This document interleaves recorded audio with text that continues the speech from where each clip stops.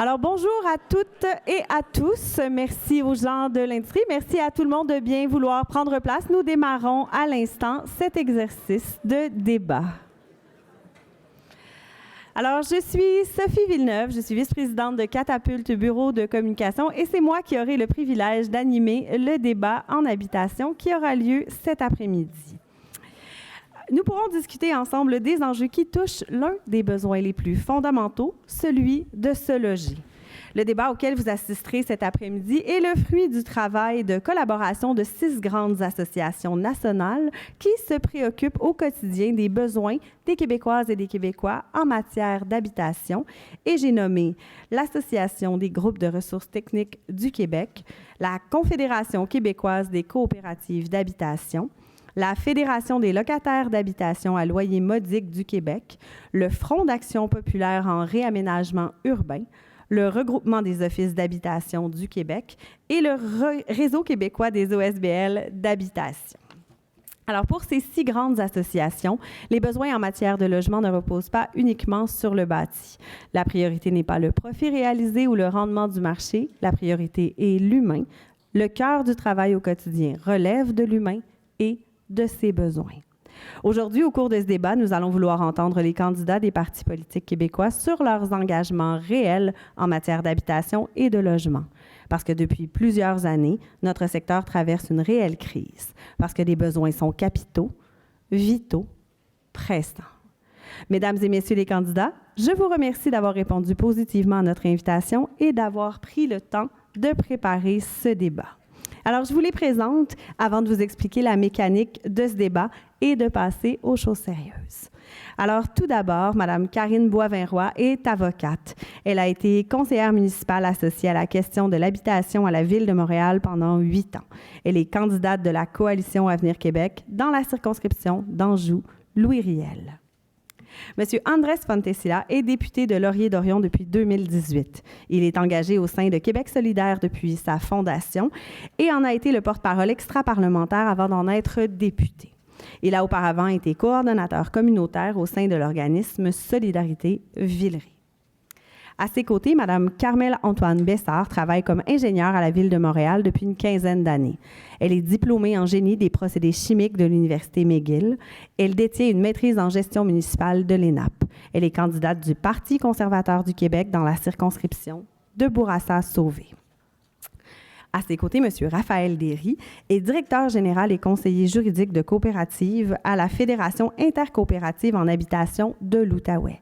Engagé dans le mouvement souverainiste depuis de nombreuses années, il a été candidat du Parti québécois et du Bloc québécois par le passé. Il porte cette fois les couleurs du Parti québécois dans la circonscription de Gatineau. Et finalement, Mme Marie-Claude Nichols est avocate. Elle est députée de Vaudreuil depuis 2014. Elle a auparavant été mairesse de Notre-Dame-de-l'Île-Perrot et préfète de la MRC de Vaudreuil-Soulanges. Elle est la candidate du Parti libéral du Québec dans la circonscription de Vaudreuil. Mesdames et messieurs, je vous explique maintenant la mécanique et le fonctionnement du débat. Un tirage au sort s'est déroulé au cours des dernières minutes, déterminant le tour de parole des candidats. Chacun d'entre eux aura d'abord 1 minute pour se présenter. Puis, nous passerons aux questions, auxquelles ils répondront à tour de rôle, permettant à leurs collègues de par la suite répliquer. Je me laisse également droit de recadrer la question ou d'ajouter des éléments en cours de route. Chaque candidat aura en sa possession une possibilité d'intervention spéciale d'1 minute. Alors, on l'a appelée la minute Joker. Ils ont même avec eux en leur possession une carte qui leur permettra d'avoir un droit de réplique une fois pendant le débat. Ils l'utiliseront à leur discrétion. Cette minute ne pourra évidemment pas être utilisée plus d'une fois par chaque candidat. Notez par ailleurs qu'en raison des contraintes imposées par la loi électorale, aucune publicité n'est autorisée à l'intérieur de la salle. Alors, mesdames et messieurs, il est maintenant temps de vous souhaiter bon débat. Nous débuterons avec la présentation des candidats qui auront 1 minute chacun pour ouvrir la discussion. Alors, Madame Nichols, à vous la parole. Merci. Merci. Bonjour tout le monde. Ça me fait plaisir d'être ici aujourd'hui. Marie-Claude Nichols, j'ai été porte-parole de l'opposition officielle en matière d'habitation les dernières années à l'Assemblée nationale. Donc, je reconnais plusieurs visages avec qui j'ai travaillé les enjeux de l'habitation. L'habitation, sujet super important, enjeu super important pour le Québec. Je suis d'ailleurs contente qu'il y ait des gens intéressés d'entendre parler d'habitation parce que je trouve, moi personnellement, je pensais que c'était pour être un enjeu de campagne électorale. Je pensais que semaine 1, là, wouh, l'habitation, tout le monde parlerait d'habitation puis qu'il y aurait plein de solutions sur la table. Malheureusement, c'est pas le cas, bien que 72 des Québécois veulent entendre parler d'habitation pendant la campagne électorale. Donc aujourd'hui, bien, ça nous fera plaisir de vous présenter, entre autres, notre plateforme, des solutions. Évidemment, les enjeux, vous les connaissez, mais je vous rappelle que vous êtes des partenaires essentiels dans la mise en place des solutions pour l'ensemble du Québec. La parole est maintenant à M. Derry. Alors, bonjour tout le monde. Donc, je vous dirais que l'une des fonctions les plus prestigieuses que j'ai assumées dans ma vie, c'est celle de président de la coopérative d'habitation de 400-Riel à Gatineau, une coopérative de 34 unités de logement. J'y ai grandi, j'y demeure encore avec mes enfants. C'est une grande source de fierté. J'ai un grand sentiment d'appartenance à ma coop.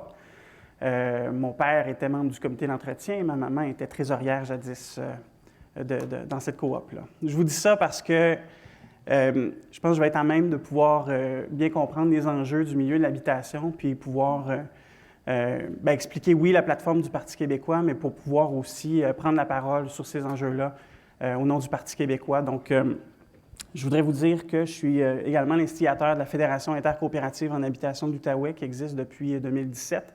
J'en assume la direction, puis la direction également du GRT, Loge Action Outaouais.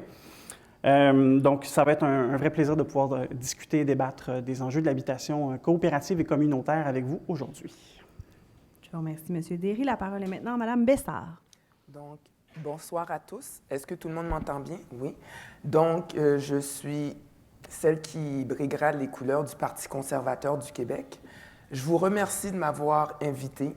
Je vous le dis tout de suite, mes idées peuvent être à un autre spectre, mais je crois que c'est important en démocratie d'entendre tout le monde sur différents sujets, et c'est là que je me positionne. Et ce qui est intéressant aussi, c'est que ma circonscription, dans le fond, c'est à 98 %, c'est Montréal-Nord. Nous avons un grand parc de beaucoup de locataires, et aussi nous avons des questions quand on parle de HLM, de RPA. Ce sont des sujets très importants dans l'arrondissement. Je proviens de ces milieux-là, je les connais, que ce soit à Montréal-Nord, que ce soit à Saint-Léonard ou à Saint-Laurent. Maintenant, je suis propriétaire et ça va être intéressant pour moi d'apporter un nouveau point de vue. Merci. Merci, Mme Bessard. Alors, j'invite cette fois M. Fontessia. Merci beaucoup. Merci tout le monde. Donc, je m'appelle Andrés Fontesilla. Je remercie tout le monde d'être ici. Les 5 partis, ça témoigne de l'importance de ces sujets-là. Donc, je suis député depuis 2018 pour la circonscription de Laurier-Dorion à Montréal, les quartiers Villeray et Parc Extension qui sont frappés de plein fouet par la crise du logement. Et je pense que j'ai contribué fortement avec mes collègues de Québec solidaire à avoir amené le débat de la crise du logement à l'Assemblée nationale.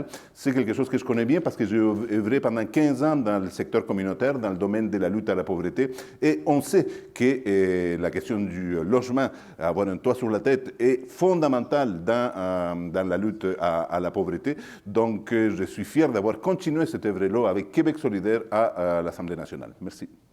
Merci, M. Fontessia. Pour conclure cette ronde de présentation, Mme Boisvin-Roy.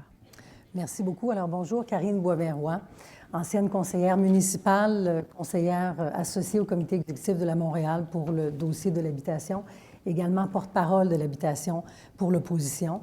Et également, au niveau local, on avait bien sûr des comités sur l'habitation. Alors, aussitôt que j'avais la chance de pouvoir siéger sur les différents comités, commissions, je l'ai fait. L'habitation, pour moi, est une priorité. Je pense que c'est un sujet, comme l'a dit notre collègue, d'ailleurs, je salue les 5 collègues, merci d'être là aujourd'hui. L'habitation est une priorité. Vous savez, c'est comme un havre de paix, son chez-soi, c'est comme ça qu'on doit le ressentir, et malheureusement, ce n'est pas le cas pour beaucoup de Montréalais, beaucoup de Québécois.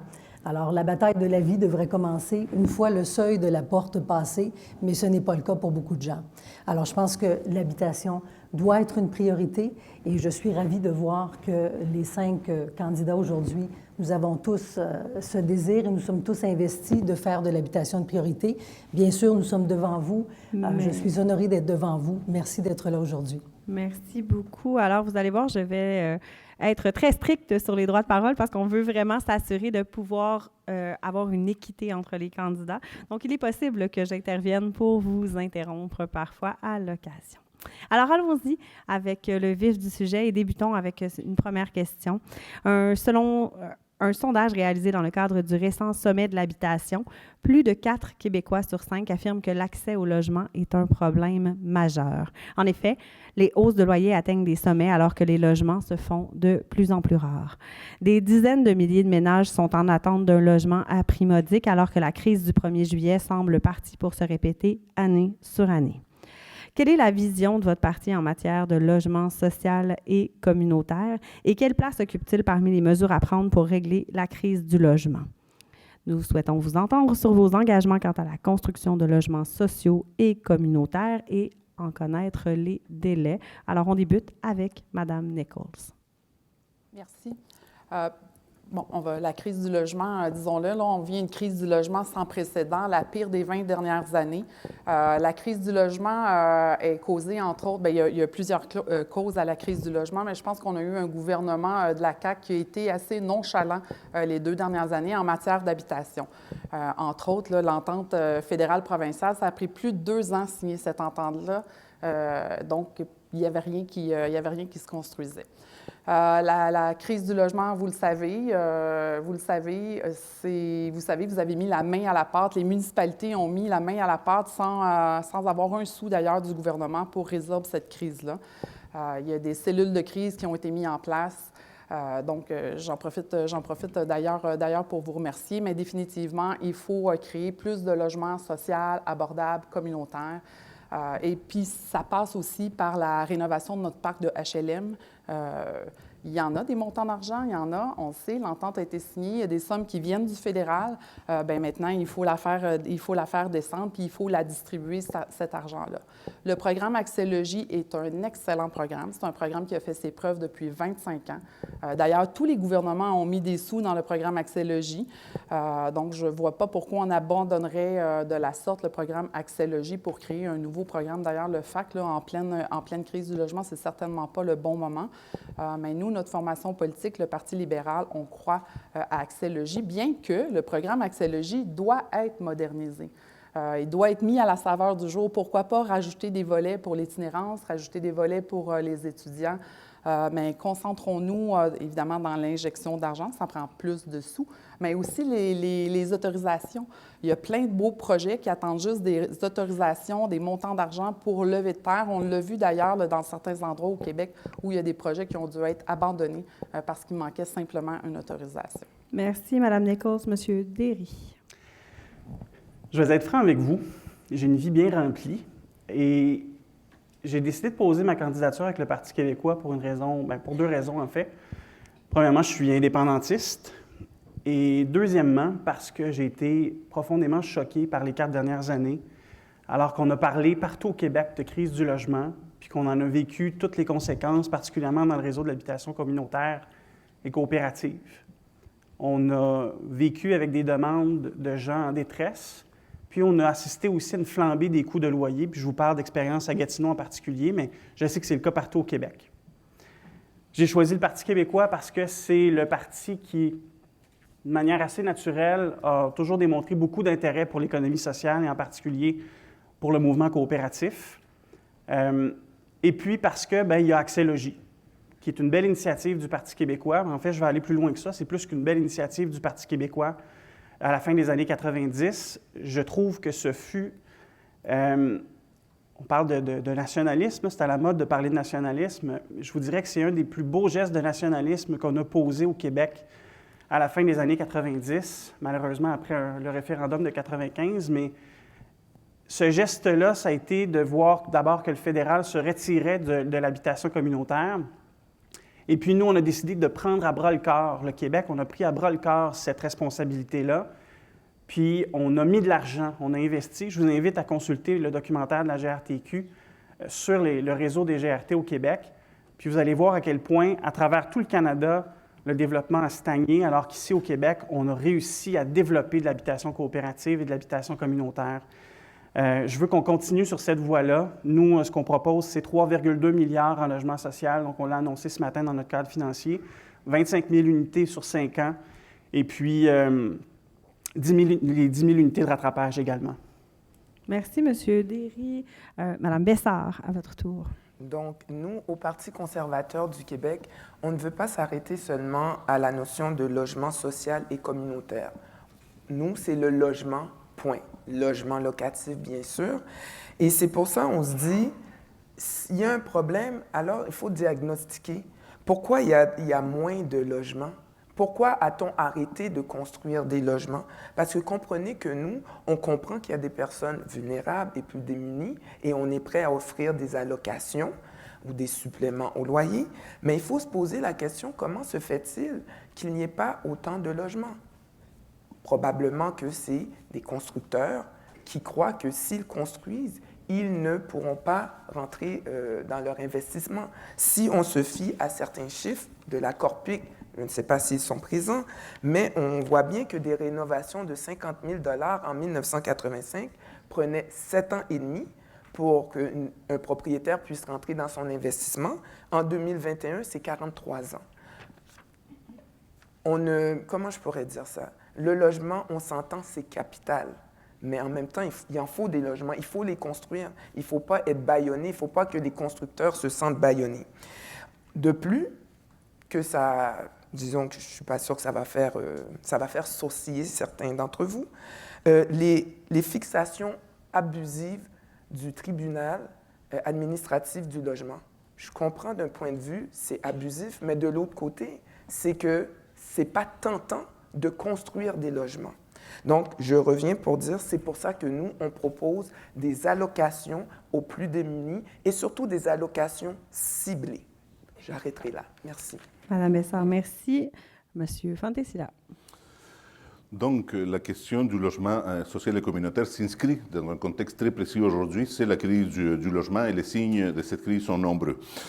Taux d'inoccupation très bas partout au Québec, flambée des prix de l'immobilier, hausse extraordinaire des loyers, pratiques abusives comme les rénovations, reprise frauduleuse des logements, utilisation injustifiée de la clause F, Airbnb qui retire des dizaines de milliers d'unités locatives du marché, déménage à la rue par centaines qui doivent être hébergés à chaque année. Et que dire de la production famélique des logements sociaux au Québec? La réponse du gouvernement de la CAQ fut simple. Pendant 3 ans et demi de leur mandat, il n'y a pas de crise de logement au Québec. Et de ce fait, le gouvernement a refusé systématiquement de financer la construction de logements sociaux à la hauteur des besoins. Dans ce contexte, Québec solidaire s'engage à annoncer des engagements financiers et à réaliser 50 000 logements sociaux et communautaires. Ceux-ci prendront la forme de logements à loyer modique, HLM, des coopératives d'habitation ou des logements détenus par des OSBL en habitation. Nous allons également encourager la socialisation des RPA et la création de nouvelles RPA sous le contrôle d'OSBL.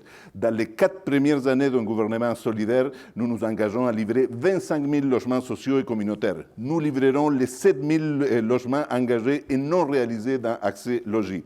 Québec solidaire construira également les 1 700 logements déjà engagés dans le programme d'habitation abordable du Québec, programme sur lequel nous avons des critiques, mais nous allons les sortir de terre, soit un total de 33 700 logements sur 4 ans. D'autre part, Québec solidaire s'engage de façon parallèle à construire 25 000 autres, à livrer plutôt 25 000 autres logements sociaux et communautaires. Bien évidemment, cela va passer obligatoirement aussi par un programme d'achat-rénovation d'acquisition. Et avec voilà. Merci. Alors, Madame Boivin-Roy, sur la même question. Merci beaucoup. Alors, première des choses, je vais réagir aux commentaires de ma collègue là, sur la nonchalance de la Coalition Avenir Québec dans le dossier de l'habitation. Alors, c'est tout le contraire. Jamais un gouvernement en a fait autant pour l'habitation. Première des choses, le gouvernement libéral avait laissé 15 000 unités en attente de financement adéquat. Alors, vous comprenez là, que depuis, on avait fait une promesse en 2018. Cette promesse-là a été tenue. Le financement supplémentaire a été apporté. Et au moment où on se parle, il y a 8 000 logements qui sont construits ou présentement en chantier. Alors, il y a des efforts colossaux qui ont été apportés. Le gouvernement a investi, à toute fin pratique, plus de 2,6 milliards pour améliorer le dossier de l'habitation. Alors, également, au niveau des promesses, ou si le CAQ est réélu dans un prochain mandat, alors au niveau des logements sociaux et abordables, on parle de 11 723 logements sociaux et abordables. Donc, c'est une promesse qui est réaliste, c'est une promesse qui est pragmatique, dans un contexte de situation de pénurie de main-d'œuvre qui, évidemment, affecte aussi le domaine de la construction et aussi les matériaux, donc la hausse des matériaux. Également, on parle de subventionner 7 200 nouveaux ménages de plus via le programme de supplément au loyer, alors à la fois dans le parc actuel, mais également non seulement au niveau des nouvelles unités. Alors, c'est un investissement de 1,8 milliard au budget de 2023. Ma collègue a également parlé des ententes avec le fédéral qui étaient en attente. Bien, effectivement, les ententes étaient en attente lorsque le gouvernement libéral était au pouvoir et la CAQ est venue signer les 4 ententes historiques avec le gouvernement fédéral. Ça nous donne accès à 2,3 milliards de plus au niveau de l'habitation et bien sûr, ces sommes-là seront déployées. On pourra reparler tout à l'heure du programme du FAC qui a été mentionné. Alors, il y aura bien d'autres choses à dire sur toutes les actions que la CAQ a fait pendant cette période de 4 dernières années, incluant une période de 2 ans et demi de pandémie. Ça n'a pas empêché d'avancer dans plusieurs dossiers d'habitation. On va y revenir. On a Mme Nichols qui déjà nous brandit son joker, qui veut répondre. Alors, Mme Nichols, vous avez 1 minute pour répondre.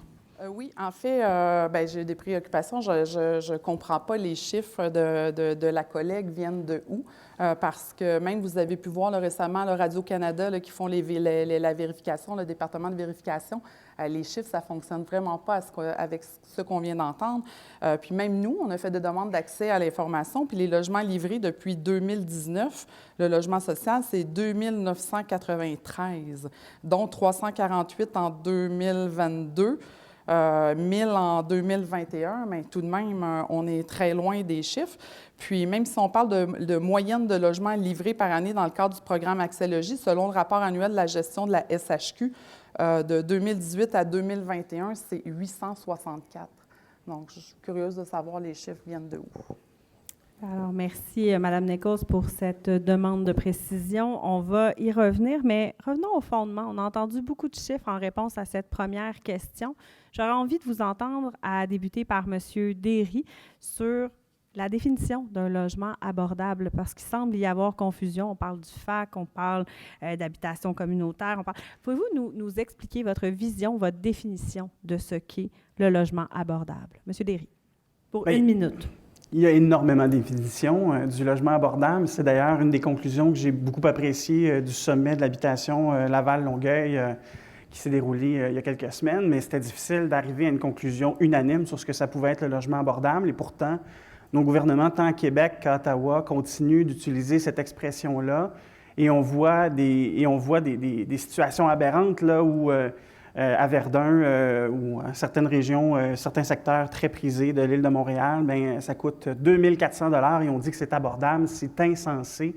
Et on doit, à mon sens, on doit revoir notre façon d'aborder la construction du logement communautaire. Je pense qu'on doit miser sur cette expression-là, qui a déjà une définition bien précise, où on est capable de se référer aux revenus des ménages, où on est capable de s'intéresser au coût de la vie, mais on n'embarque pas dans le type de détails sociologiques dans lequel le gouvernement de la CAQ nous a embarqués avec la notion d'abordabilité. Là. Alors, merci, M. Derry. Alors, toujours sur cette question de définition d'un logement abordable, Mme Bestard, à votre tour.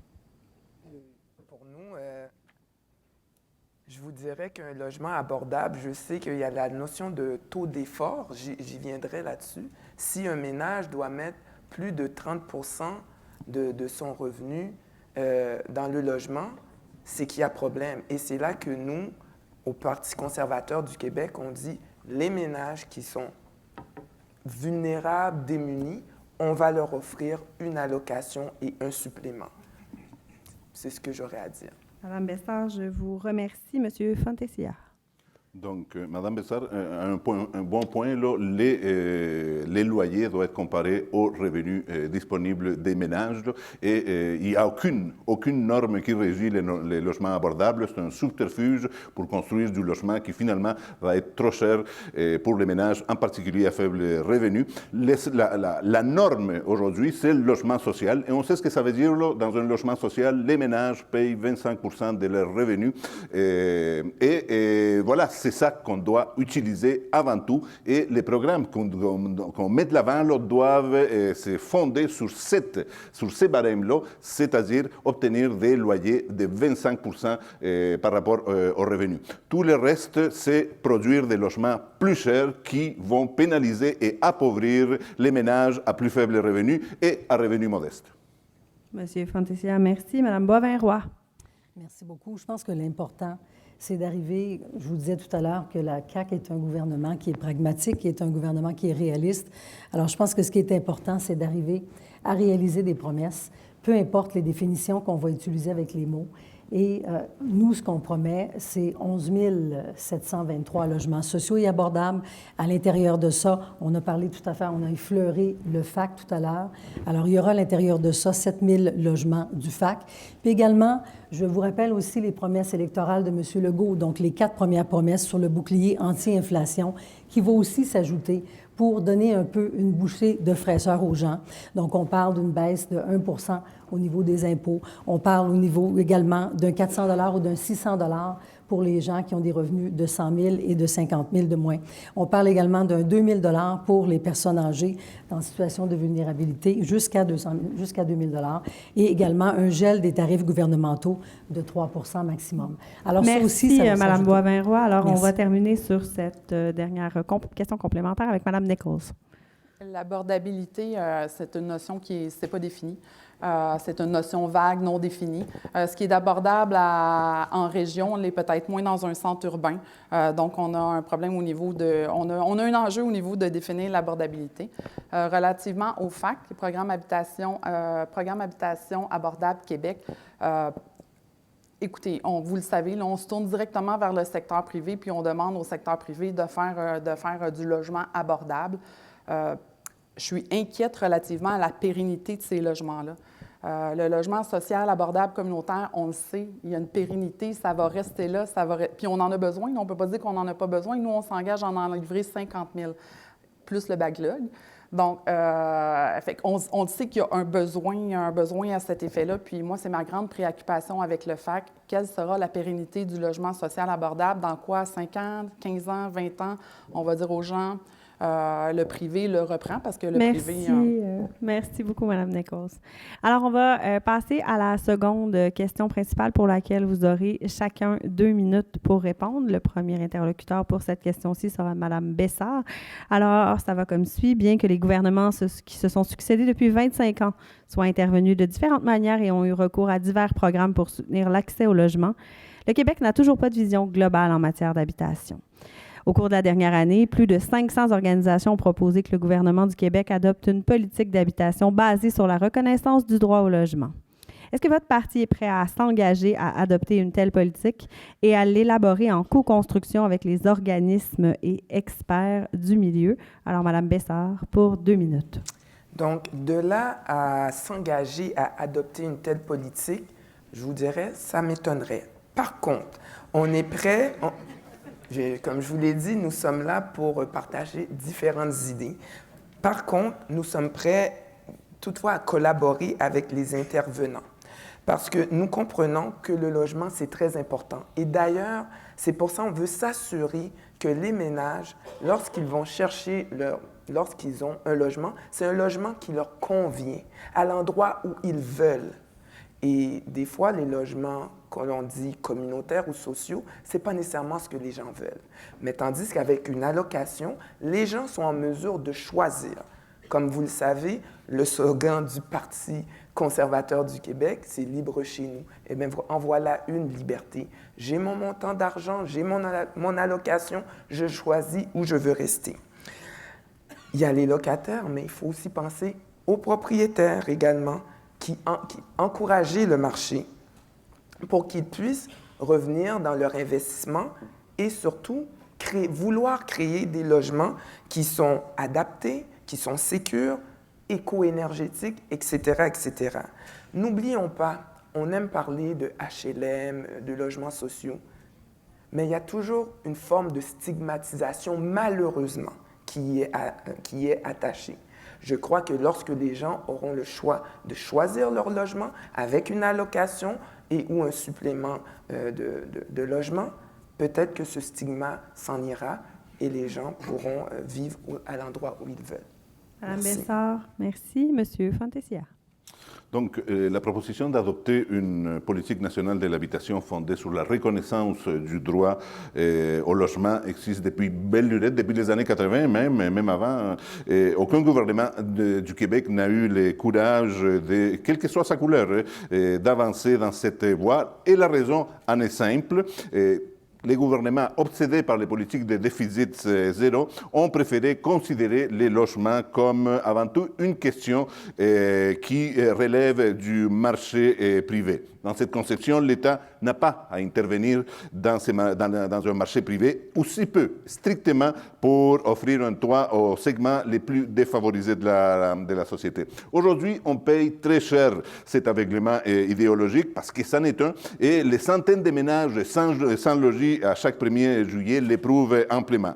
Il devient donc urgent de se doter de cette politique nationale en habitation qui devra s'appuyer sur la reconnaissance du droit au logement.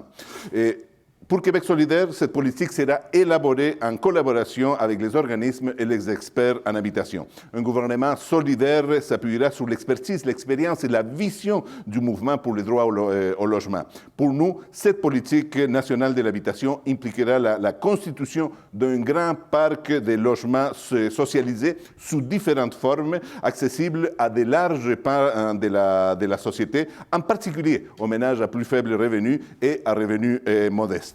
Et le logement social et communautaire sortira de la marginalité dans laquelle les différents gouvernements l'ont maintenu pour devenir un vecteur substantiel et pérenne de l'habitation au Québec, au même titre que la propriété privée. Monsieur Fantesia, merci. Madame Boivin-Roy. Merci beaucoup. Alors, le gouvernement de la CAQ a déjà posé nombreux gestes qui étaient nécessaires. Le gouvernement était en mode solution. Le gouvernement n'a pas attendu l'existence d'une politique pour agir. L'accès à un chez-soi adéquat, un chez-soi abordable, c'est au cœur des priorités de la Coalition Avenir Québec. D'ailleurs, je vous rappelle, le 12 août dernier, lorsque nous étions en pré-campagne, c'était le premier engagement de M. Legault au niveau de l'habitation. Le bilan, on en a parlé tout à l'heure, je vous rappelle le rattrapage qui a été fait le rattrapage des gouvernements précédents au niveau des logements sociaux.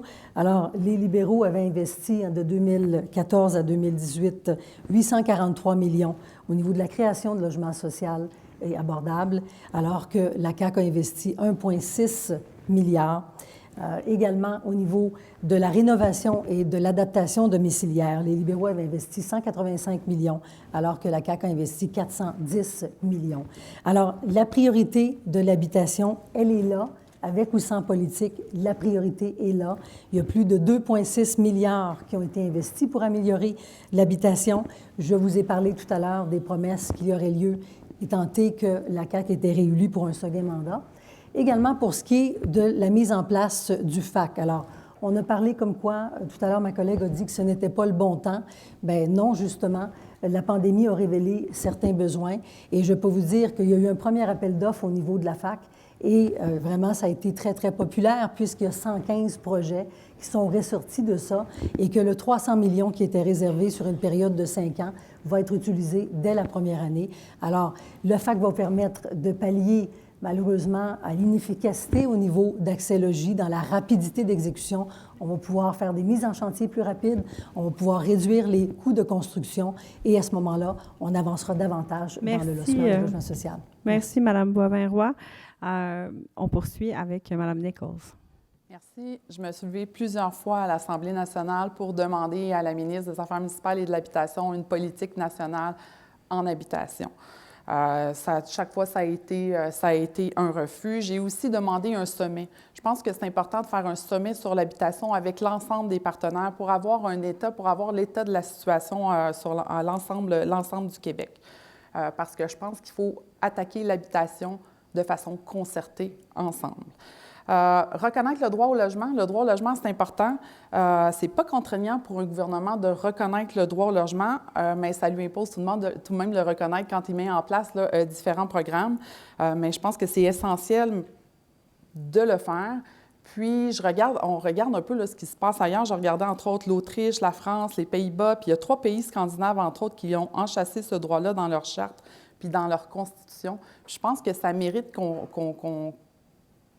se compare puis qu'on voit si ça peut s'appliquer ici. Moi, je pense que oui, peut-être avec certaines différences, mais oui, je pense que ça peut s'appliquer ici. On est rendu là. Le droit au logement, c'est important. Puis c'est évident que la crise du logement ne sera pas réglée non plus par un seul acteur. Donc, il faut travailler tout le monde ensemble. Merci beaucoup, Mme Nichols. Monsieur Derry, avant de passer aux répliques. Alors, en fait, pour ce qui est de la réponse, oui. On est en faveur de cette reconnaissance du droit du logement, le droit au logement. La députée de Gaspé, Mégane Perry-Melançon, a déposé une motion en ce sens à l'Assemblée nationale. Malheureusement, la motion a été défaite avec la majorité des députés de la Coalition Avenir Québec, malheureusement. Pour ce qui est de la co-construction, je vais vous lire un extrait, moi, qui m'a jeté à terre. Je vais rester sur ma chaise, par contre, maintenant. Au printemps 2021, il a été décidé par la Société d'habitation du Québec de mettre en place un nouveau modèle d'affaires plus souple et plus agile visant la réalisation de logements locatifs abordables. Ce modèle d'affaires comprendra 2 programmes complémentaires qui remplaceront graduellement le programme ACL, dont l'un d'entre eux fait l'objet du présent décret. Ça, c'est dans un mémoire déposé au Conseil des ministres par la ministre de l'Habitation en décembre 2021. Puis on apprend tout bonnement à ce moment-là que le programme Accès Logis va être remplacé par 2 programmes. C'est sidérant. Quand on parle de co-construction, je vous le dis, le FAC, c'est l'antithèse de la co-construction. C'est élaboré en vase clos, dans une tour d'ivoire, et où personne n'a été consulté. Non seulement personne n'a été consulté, mais les partenaires, certains sont ici, ont dû signer une entente de confidentialité pour s'assurer de pouvoir accéder à l'information relativement au FAC. C'était en novembre dernier. Ça, c'est une façon inacceptable de faire les choses, puis surtout quand on parle d'une crise comme celle qui afflige actuellement le Québec. D'habitude, c'est le temps de se serrer les coudes puis d'aborder la question de front. Le milieu municipal le fait. Partout au Québec, les élus municipaux en parlent. Moi, dans la vallée de la Gatineau, tout le monde me parle de la crise du logement. Mais pendant ce temps-là, les décideurs à Québec ont décidé de fonctionner en vase clos. Alors, la co-construction, elle est essentielle. C'est ça qui va être porteur d'espoir pour la résolution de ce problème-là. Merci. Monsieur Derry. Je vous remercie. Alors, nous avons entendu d'aucuns sont très, très clairs sur la non-nécessité du droit d'avoir une politique du logement. D'autres affirment qu'il serait temps que cette politique-là existe. La situation du logement n'a pas été adressée au cours des 25 dernières années par les différents gouvernements qui se sont succédés. Pour certains, le logement est une marchandise, un bien qui permet d'obtenir un rendement sur l'investissement. Nous l'avons entendu d'ailleurs cet après-midi. Pour d'autres, il s'agit d'abord et avant tout d'un droit et ça devrait être reconnu comme tel. Alors, où logez-vous dans ce débat? Et vous pouvez utiliser également 7 minutes pour venir répliquer aux propos de la dernière question. Monsieur Fontesilla, vous serez le premier à vous positionner. Le logement, c'est de multiples dimensions. C'est un chez-soi, c'est un lieu de reproduction sociale, c'est une marchandise. Il ne faut pas nier cette réalité-là, mais c'est avant tout un droit. C'est avant tout le droit inaliénable de et avoir un toit pour pouvoir se reproduire, avoir notre famille, etc. Et cela ne peut pas être effacé, et c'est cet aspect-là qui doit avoir la priorité par rapport à tous les autres aspects. On ne nie pas que les logements et la construction, c'est aussi une marchandise, mais aujourd'hui, avec la financiarisation de l'habitation, c'est le seul et unique aspect qui prend le dessus, c'est l'aspect financier, l'aspect marchandise, alors que ça devrait être l'aspect du droit au logement. Merci. Madame Boisvert-Roy? Merci beaucoup. Je pense que c'est inévitable qu'on passe par l'aspect financier. On doit, une des solutions, là, ça sera un cocktail de solutions, mais une des solutions, c'est d'avoir plus de construction, mais également l'aide financière qui en est pour plus de ménages québécois, que ce soit par le programme de loyer modique, que ce soit par le programme de supplément loyer, également l'allocation logement. Donc, au courant de l'année, l'allocation logement a été augmentée de 2 fois par le gouvernement de la CAQ. Alors, ce seront différentes solutions qui pourront être mises en place. Puis également, il y a différents projets de loi qui vont justement protéger les locataires. Si on pense, entre autres, à la question des Airbnb, vous savez comme moi que c'est des problèmes, ça dépend des régions. Il y a des régions que c'est pire que d'autres. À Montréal, c'était une situation qui était difficile. Alors, la CAQ a été le premier gouvernement à venir encadrer l'hébergement collaboratif de type Airbnb en Amérique. Alors, ça a été les travaux en collaboration, le ministère du Tourisme et le ministère de l'Habitation. C'est entré en vigueur en mai 2020. Merci mais je vous beaucoup, le dis, Madame merci. Boivin. C'est tout le temps dont on dispose. Madame Nichols. Définitivement, c'est super important. Il faut... je suis sidérée, là, je repense à la crise du logement, je repense aux 450 familles là, qui se sont retrouvées à la rue en 2019. Même chose en 2020. Même chose encore en 2021.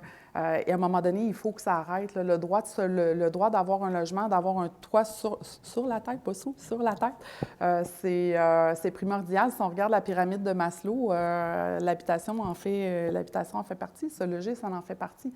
Donc, bien sûr, il faut en tenir compte. On est en 2022. Donc, il faut tenir compte de ce droit-là, il faut l'enchasser, il faut que ça soit un réflexe de penser au logement dans l'ensemble des programmes qu'un gouvernement va faire. Et ça prend aussi un ministre dédié à l'habitation. Ça prend directement un ministre de l'habitation.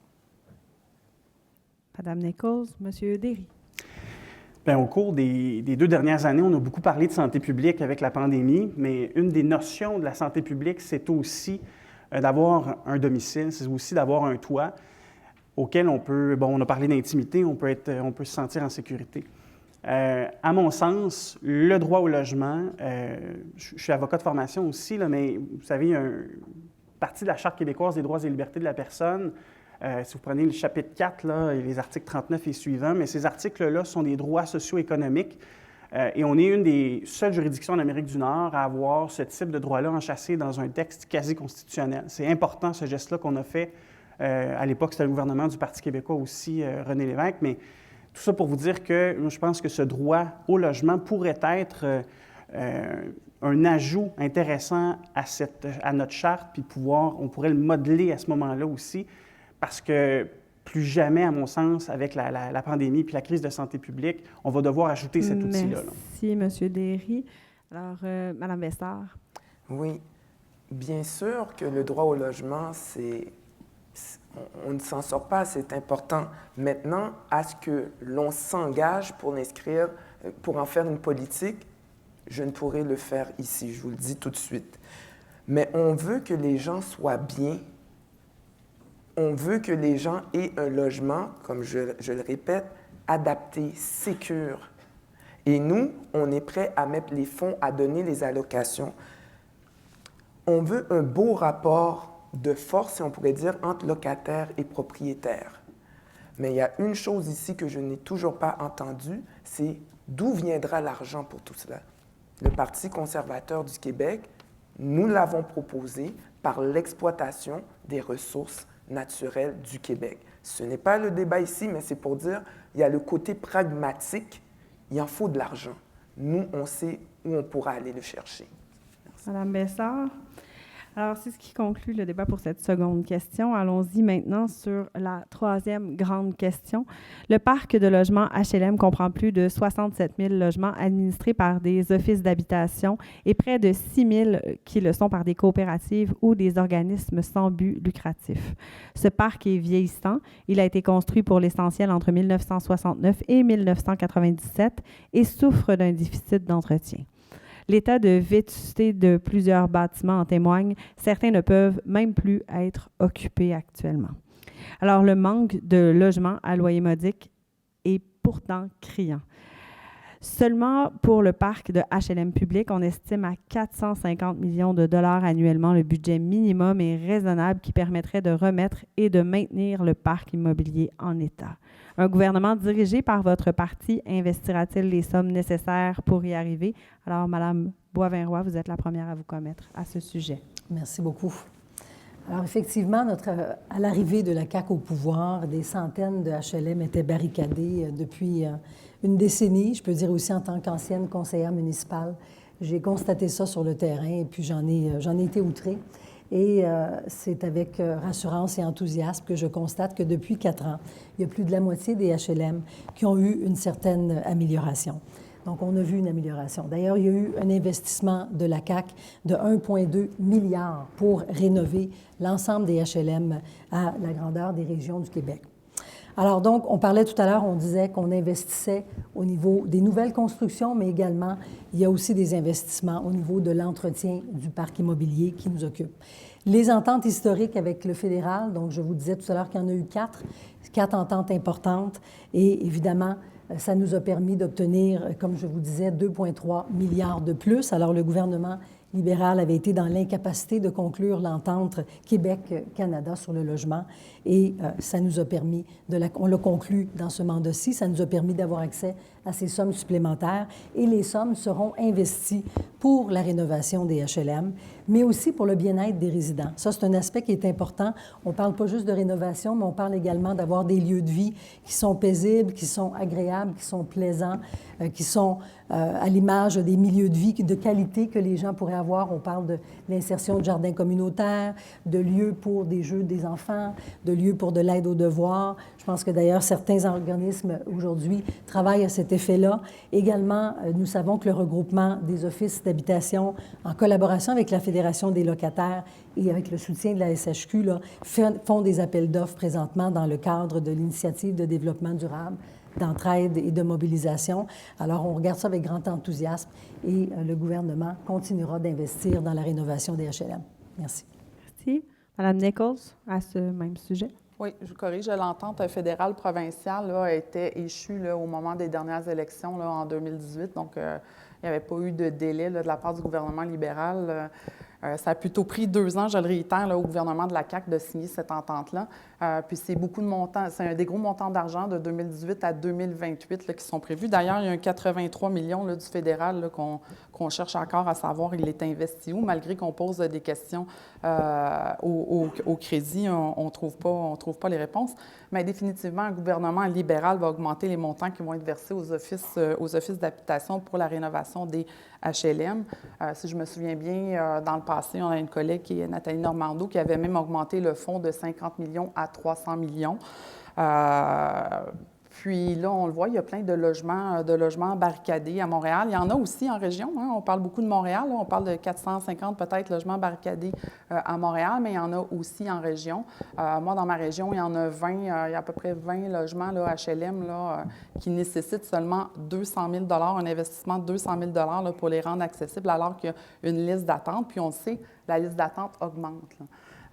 Donc, il faut que l'argent descende, il faut que l'argent se rende aux offices, il faut que l'argent arrive sur le terrain. Si c'est des enjeux réglementaires, bien, il faut s'y attaquer parce que c'est important. Puis, je veux juste faire une petite parenthèse sur les PSL, là, le programme supplément au loyer. Les PSL, c'est important, ça aide beaucoup, mais je pense que ça peut être une aide à court terme. Je pense qu'on ne peut pas, à long terme, se fier sur les PSL. Là. Je n'ai juste à faire cette petite précision-là. Monsieur Derry, à votre tour. Bien donc, l'État québécois a une attente envers les coopératives d'habitation et les OSBL en habitation pour maintenir de manière abordable les coûts de loyer. Or, avec l'inflation, nos locataires sont confrontés à des hausses du coût de la vie en général, puis une inflation très forte. Donc, les locataires subissent l'inflation de leur côté, puis les coopératives et les OSBL en habitation vont subir la hausse des taux hypothécaires de l'autre côté. Alors, quand on va vouloir faire des rénovations, on va devoir tenir compte de ces deux variables-là. On a des fonds limités de la part de nos locataires, de nos membres, et de l'autre côté, bien, on va avoir des ressources limitées pour faire face à un taux d'intérêt plus élevé de la part des institutions financières. Alors, si l'État québécois veut maintenir son attente auprès des OSBL et des coops d'habitation, il m'apparaît clair qu'en échange, on doit accompagner les coopératives et les OSBL dans le maintien, dans l'entretien de leur parc immobilier. D'autre part, je voulais aussi vous parler de la reconnaissance des groupes de ressources techniques parce qu'il y a plusieurs GRT à travers le Québec qui ont développé cette spécialisation d'accompagner les projets de coop et d'OSBL pour faire les travaux, pour la réalisation des travaux de rénovation. Alors, je veux insister pour dire que le Parti québécois reconnaît l'importance des GRT, non seulement dans le développement du parc immobilier coopératif et en OSBL, mais aussi reconnaît l'expertise de ces GRT-là pour accompagner les administrateurs puis les comités d'entretien de chacun de ces projets-là pour la réalisation de travaux majeurs. Merci. Merci, M. Derry. Mme Bessard. Oui, donc on parle de 450 millions de dollars. Moi, ce que je vois sur le terrain, dans la vie de tous les jours, parce que, bon, j'habite également à Montréal-Nord, c'est de la détresse. Et ce n'est pas de la détresse depuis le mois passé, ça fait depuis 20, 30 ans, la détresse, soit des RPA de manière publique, des personnes âgées, des HLM, de la détresse. Et là, je crois qu'il faut prendre un moment de recul pour se poser la question, pour dire, est-ce que cette équation-là fonctionne à tout coup? De là à dire qu'elle ne fonctionne pas, je n'irai pas là. Mais il faut se la poser.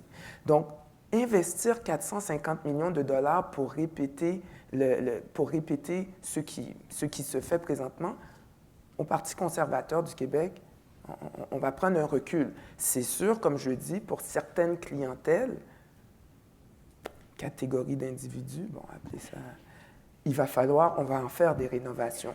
Mais de là à juste remettre de l'argent, rénover, et là, c'est parti encore, et puis ça donne le même résultat.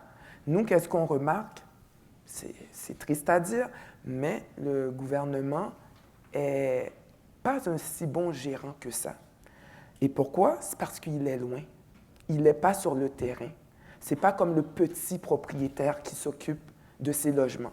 Parce que, entendons-nous, quand on parle de propriétaires, 65%, ce sont des petits propriétaires. Ce n'est pas les grands qu'on connaît avec les complexes et tout.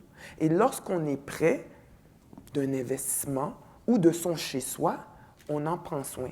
Et présentement, l'État fait vraiment état de piètre figure. J'arrêterai là. Merci. Mme Bessard, M. Fantesia. Merci. Alors que la crise du logement bat son plein, là, alors qu'il y a 37 000 ménages au Québec en attente d'une habitation à loyer modique, là, ça a pris 2 ans au gouvernement de la CAQ là, de négocier avec le fédéral des sommes là, qui nous appartiennent au fond. Là. Je ne vois pas là de quoi se péter les bretelles. Là. Il n'y a pas d'entente historique. Là. On est allé chercher ce qui nous appartient et ça a pris 2 ans de retard. Là. Et il me semble qu'il aurait pu aller faire beaucoup plus vite ou faire autrement. D'ailleurs, là, il y a les HLM, mais il y a aussi la rénovation, l'entretien d'une autre partie du parc de logements socialisés, les coopératives d'habitation et les OSBL, qui ont, certains bâtiments ont bien besoin d'amour. Un gouvernement solidaire investira donc les sommes nécessaires pour ce faire, ce qui comprend les 450 millions de dollars requis pour maintenir en état les HLM. Nous ne nous cacherons pas derrière les éternelles chicanes avec les fédérales pour investir rapidement dans la rénovation du parc des HLM, là, quitte à financer unilatéralement ces rénovations-là. Et on ira chercher l'argent qui nous appartient après. Là. Les besoins en premier, les besoins des gens en premier, l'argent après. Là. Monsieur Fantesia. Avec cette affirmation, vous me permettez de mettre la table pour la suite des choses. Alors, vous dites, on ne va pas attendre après le fédéral. On va y aller, on va le faire. Le financement du déficit d'exploitation et des rénovations des HLM relève d'entente. Là, on en a largement parlé au cours de vos réponses. Assez complexe entre les gouvernements du Québec et du Canada qui, parfois, prennent un temps important à se régler. Ça m'amène à vous poser cette question. Alors, on ne se réfugiera pas derrière les questions constitutionnelles, mais moi, je vous pose cette question-là. Comment vous voyez l'exercice de la compétence du Québec en matière d'habitation et la collaboration entre les paliers de gouvernement? Madame Nichols, vous serez la première à y répondre. À l'entente fédérale-provinciale, c'est intéressant d'avoir des sous du provincial pour faire de l'habitation, mais ça serait important que ça ne soit pas compartimenté, c'est-à-dire que le Québec puisse l'investir sans qu'on ait des contraintes, Je pense qu'on connaît les besoins, vous levez la main, vous nous les rappelez. Donc, je pense que ces montants-là doivent être investis définitivement dans le logement social, le logement communautaire. Il y a des beaux projets aussi de coop. Il y a des HLM, mais je le tiens à dire, il y a des beaux projets aussi de coopératives là, à travers le Québec. Puis, il faut aussi créer des nouveaux volets, des volets pour l'itinérance, des volets pour nos étudiants. On est pris un peu dans un servicieux, mais moi, ce que je dis, c'est que fédéral, donnez-nous les sommes, puis laissez-nous gérer ça, on sait où l'investir. Monsieur Derry? En fait, j'imagine qu'il y a plusieurs approches possibles. Il y a celle où on fait des revendications et où on se fait dire non.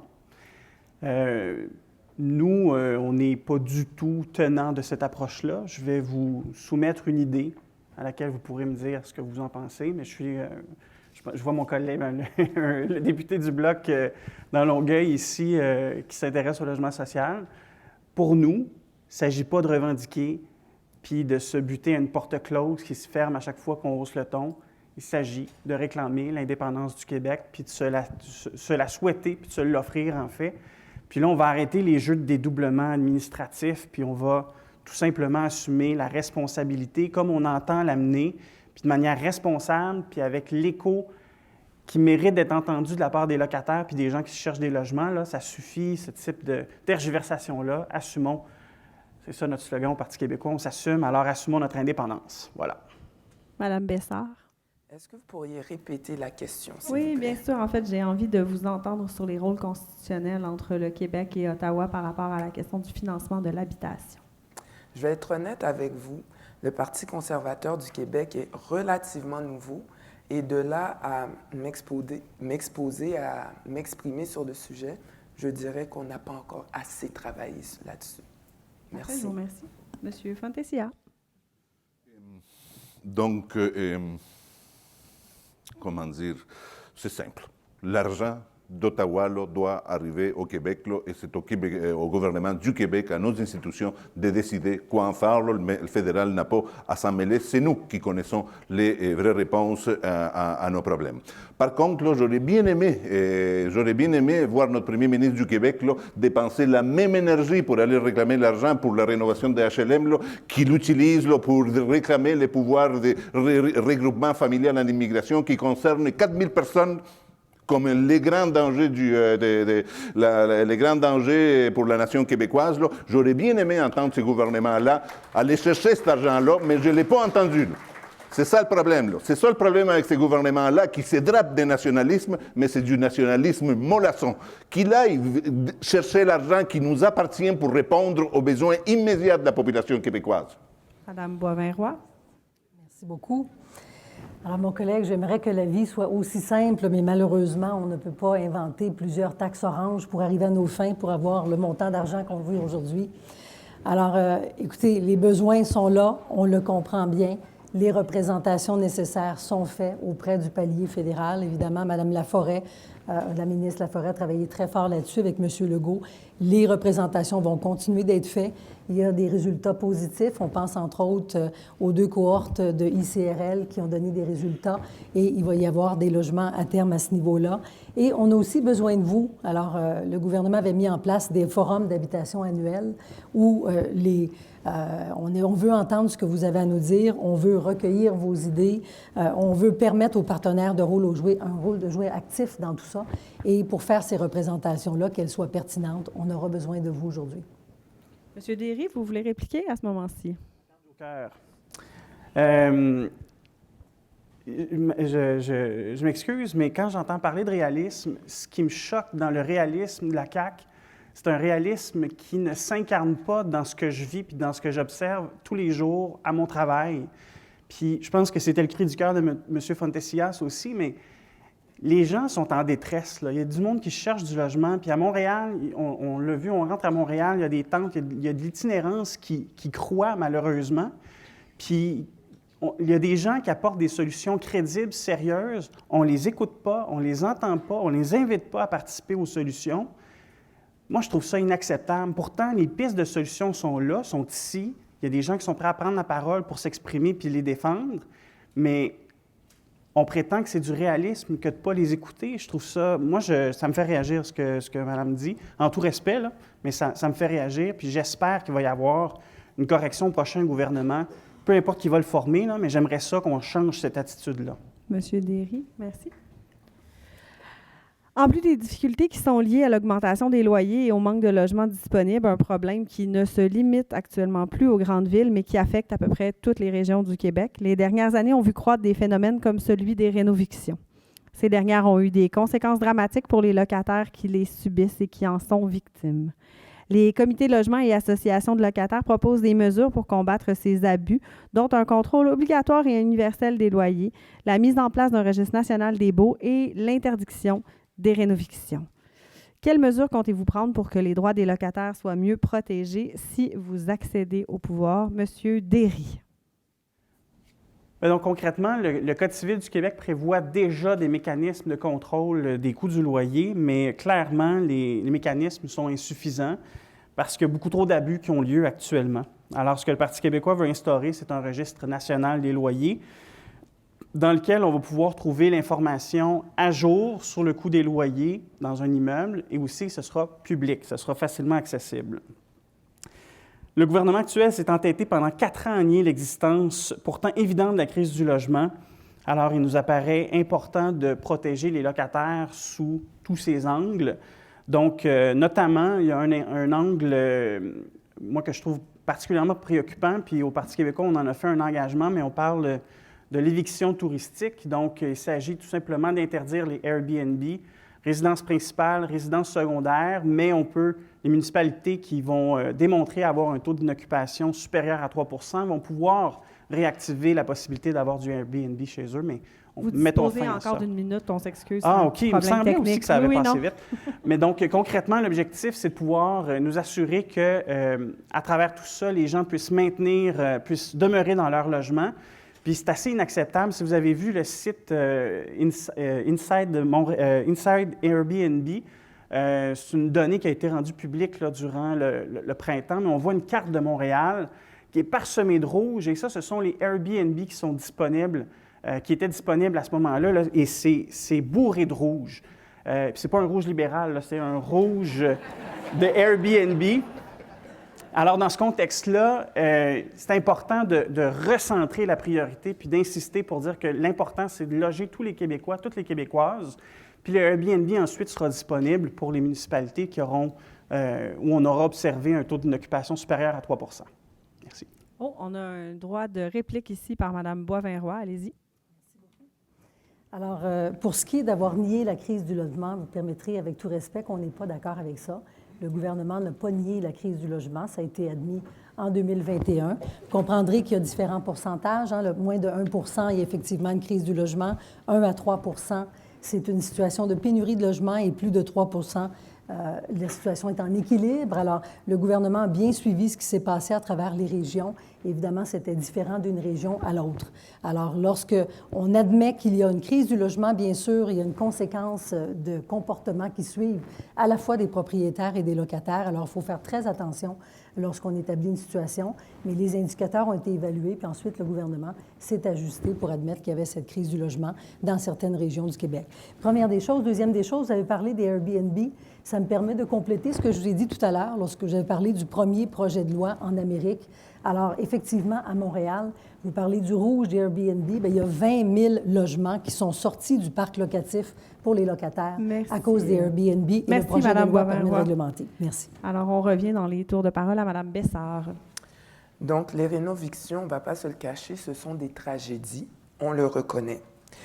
Et encore une fois, je vais le répéter, je vais le marteler, le Parti conservateur du Québec, nous, on pense que si on a plus de choix de logement, plus sécuritaire, plus adapté et tout, mais ce droit-là, le rapport de force entre locataires et propriétaires va se faire naturellement. Donc, c'est pour ça on veut encourager les rénovations, mais certains propriétaires se retrouvent pris parce que s'ils rénovent trop, ils ne vont pas rentrer dans leur argent. Je ne parle pas de rentrer dans son argent en 1 mois, mais en 43 ans, avouez que c'est trop long. Et lorsque ce propriétaire ne rénove pas, ou il fait des petites rénovations ici et là, de façade, mais lorsqu'il vend et que l'autre propriétaire arrive et qu'il doit remettre le tout et mettre ça au marché, eh bien, voilà ce qui se passe. Est-ce bien, est-ce mal? Tout ce qu'on sait, c'est que c'est une tragédie. Donc, c'est pour ça, c'est important, cette histoire de marché, non seulement les locataires auront droit d'avoir leur allocation pour mieux choisir, mais aussi permettre aux propriétaires de construire sans être trop bâillonnés par trop de règlements. Voilà. Madame Bessard, merci. Monsieur Fantasia. Merci. S'il y a un parti qui s'est battu bec et ongle pour faire pression sur le gouvernement de la CAQ afin que celui-ci protège mieux les droits des locataires, c'est bien Québec solidaire. Quelques mois après l'élection en 2018, j'organisais déjà des conférences de presse pour dénoncer les rénovictions et amener ces termes-là à l'Assemblée nationale. Je ne comptais plus les interventions pour dénoncer les hausses abusives des loyers. J'ai talonné sans cesse la ministre de l'Habitation, Mme André Laforêt, pour qu'il instaure un registre des loyers. J'ai même déposé un projet de loi dans ce sens. Projet de loi qui n'a jamais été appelé par le gouvernement de la CAQ. Pendant la pandémie, je lui ai demandé à la ministre de l'Habitation d'étendre les moratoires sur les évictions pour non-paiement des loyers. J'ai aussi déposé un projet de loi pour obtenir un gel des loyers pendant la période de la pandémie. J'ai obtenu de la ministre de l'Habitation un engagement qui ne s'est jamais concrétisé pour mieux encadrer dans le Code civil l'article 1959 qui permet les évictions. Au printemps dernier, à la toute fin de la législature, j'ai déposé un projet de loi visant les contrôles des loyers. Et la réponse de ce gouvernement-là à l'ensemble de ces propositions, ça a été niet, rien. Fermeture totale. La seule ouverture, c'était une toute petite ouverture sur une consultation qui n'a jamais trop fonctionné sur les rénovations. Ça n'a absolument rien donné. Le gouvernement de la CAQ a abandonné les locataires dans le marché privé. C'est triste à dire, mais c'est la réalité. Il n'a jamais rien fait pour protéger les locataires contre les nombreux abus qu'ils subissent. La clause F, rénoviction, augmentation abusive, etc., etc. La CAQ ne protège pas les locataires et enfin, ceci démontre son parti pris pour les propriétaires au Québec qui abusent des locataires. Madame Boivin-Roy, à vous de réagir. Oui, merci. Oui, je vais réagir. Merci beaucoup. Je vais commencer par vous dire que nous avons procédé à la réforme de la Régie du logement, alors qui est devenue le tribunal administratif du logement. Donc, c'était la première réforme d'importance depuis sa création dans les années 80. Les recours ont été simplifiés pour les locataires qui n'ont pas à s'empêtrer dans la bureaucratie et que ça soit un frein à l'exercice de leurs droits. Donc ça, c'est très important. Un propriétaire ne peut plus évincer un locataire pour de simples rénovations. Également, il y a une ligne spéciale qui a été mise en place car tous les locataires doivent être informés de leurs droits. Et d'ailleurs, je profite de l'occasion pour vous remercier parce que je sais que certains organismes d'entre vous collaborent et accompagnent les locataires pour justement qu'ils puissent faire valoir leurs droits et avant tout qu'ils puissent les connaître. Alors, ça, c'est au niveau là, de la Régie du logement, mais également pour ce qui est de la création d'un registre des baux. Bien, évidemment, vous comprendrez qu'on est allé chercher les meilleures pratiques à l'extérieur de la province. Et ce qu'on constate, c'est qu'à la fois en Ontario et au Nouveau-Brunswick, avoir un registre des baux, ce n'est pas une mesure qui est efficace. C'est selon leur expérience. Alors, les provinces ont mis en place de tels registres et ont reculé pour des raisons de coûts astronomiques, mais également pour des retombées qui étaient peu positives. Alors, nous, on avait fait une étude. L'étude a été mise à jour et ça nous démontre aujourd'hui que si on mettait en place un tel registre, sa mise en place serait de 50 millions et sa gestion annuelle, les suivis divers, serait de 20 millions annuellement. Alors, évidemment, pour nous, ça ne fait pas de sens d'aller de l'avant avec ça. Également, ça ajoute une structure administrative supplémentaire à celle qui est déjà en place et ce n'est pas souhaitable. Maintenant, pour ce qui est d'un contrôle, d'un mécanisme de contrôle, ce que la Coalition Avenir Québec dit, c'est qu'il y a déjà un tel mécanisme de contrôle qui existe pour protéger les locataires, notamment des hausses abusives. D'ailleurs, l'Ontario est venu s'inspirer de notre modèle de mécanisme de contrôle pour en mettre un en place chez lui. Donc, on a une approche qui est équilibrée et notre mécanisme fonctionne puisque cette année encore, les loyers du Québec sont les moins chers au Canada. Merci, Mme Boivin-Roy. Attendez, j'ai 2 droits de réplique. D'abord, je vais le donner à Mme Bessard qui m'a montré la carte. Je m'en excuse à la toute dernière seconde lors du dernier tour de parole. Vous pourrez y revenir, M. Donc, Mme Bessard d'abord, M. Fontessi. Écoutez, je vais utiliser ce joker comme un contre-joker. Nous sommes un jeune parti. C'est parce que j'ai oublié de mentionner que le Parti conservateur du Québec, nous aussi, nous sommes contre le registre des baux et parce que nous considérons que cela encourage à contester sans tenir compte des rénovations qu'il y a pu avoir. Donc, je voulais le dire. Merci de m'avoir donné ce... Bien sûr. M. Fontessia, vous vouliez faire un retour sur la question? Oui, quelques éléments. D'une part, le gouvernement de la CAQ a passé la très grande majorité de son mandat à nier la crise du logement. Il a annoncé il a finalement, du bout des lèvres, commencé à reconnaître la crise du logement au mois de mars dernier pour ensuite annoncer la mise dans une boîte garage du programme Accès Logilo et le programme FACLO qui suscite beaucoup d'insatisfaction. Mais j'aimerais aussi soulever la question de la régie du logement. Pour Mme Laforêt, la ministre de l'Habitation de la CAQ, il n'y a pas de problème. Les locataires qui sont abusés par des hausses abusives des loyers ou qui sont réno-évincés, ils n'ont qu'à aller à la régie du logement. Ils n'ont qu'à recourir au système judiciaire, ce qui n'est pas le cas. La plupart des gens ne vont pas au tribunal administratif du logement.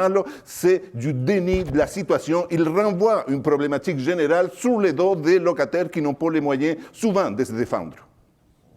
Madame Nichols, maintenant. C'était clair relativement à la crise du logement. Andrés, j'en rajouterai pas. Mais je partage l'avis. Les oppositions ont s'élevé à tous les jours pour faire reconnaître cette crise du logement-là. Puis c'est vraiment du bout des lèvres que la CAQ a fini par reconnaître cette crise du logement. On n'a toujours pas vu, par exemple, la cellule de crise, parce qu'habituellement, quand on identifie la crise, bien, habituellement, il y a une cellule de crise qui se met en place. Ça, on l'a toujours pas vu, à notre grande déception, puis à la grande déception de l'ensemble des Québécois, des Québécoises. Je suis d'accord aussi que le problème, à la base, le locataire reçoit souvent l'avis, comme quoi il doit quitter, comme quoi il doit partir. Souvent, sur la simple réception de cet avis-là, bien, le locataire ne conteste pas, il quitte. C'est là où je trouve que ces gens-là sont souvent lésés. C'est là où ces gens-là sont démunis. Ces gens-là n'iront pas toujours devant le tribunal administratif. Puis le tribunal, il vérifie jamais si les projets sont vraiment réalisés. Donc, le locataire reçoit la lettre là, comme quoi il doit quitter parce qu'il veut prendre reprise de logement ou parce qu'il veut faire des travaux majeurs. Le tribunal ne vérifie jamais ça. Donc, définitivement, le problème, c'est qu'il y a une absence de contrôle. Une absence de contrôle, une absence de vérification. Puis, ça devient comme propice, entre autres, à la fraude. Le gouvernement refuse d'intervenir. On l'a demandé d'intervenir parce que, justement, il y avait des tactiques spéculatives qui s'emballaient. Puis, dans le fond, c'est les locataires qui payent les frais dans tout ça. Pour y remédier, bien, le plus urgent, c'est évidemment d'instaurer un contrôle autour de tout ça, avec des suivis obligatoires, des reprises, des évictions, puis des travaux majeurs pour empêcher que le tribunal soit, entre autres, au service de la spéculation. Vous le mentionnez tous, il y a des mécanismes qui sont en place, mais qui sont insuffisants. Il y a plusieurs personnes qui questionnent l'efficacité du tribunal administratif du logement, autant du côté des locataires que des locataires. Allons-y dans les propositions constructives et on va débuter ce tour de parole-là par Mme Bessard. Qu'est-ce que vous proposez pour améliorer l'efficacité de ce processus? J'aurais aimé que vous commenciez par quelqu'un d'autre. Alors, avec toute cette candeur, je vais vous en accorder la permission. Je vais laisser aller M. Fontesilla d'abord. Donc, des propositions constructives, il y en a plusieurs. Dans un contexte de pénurie qui favorise la financiarisation du logement, il faut davantage protéger les droits au maintien dans les lieux des locataires. Un vieux principe au Québec que des fois on a tendance à oublier, mais qui doit être renforcé.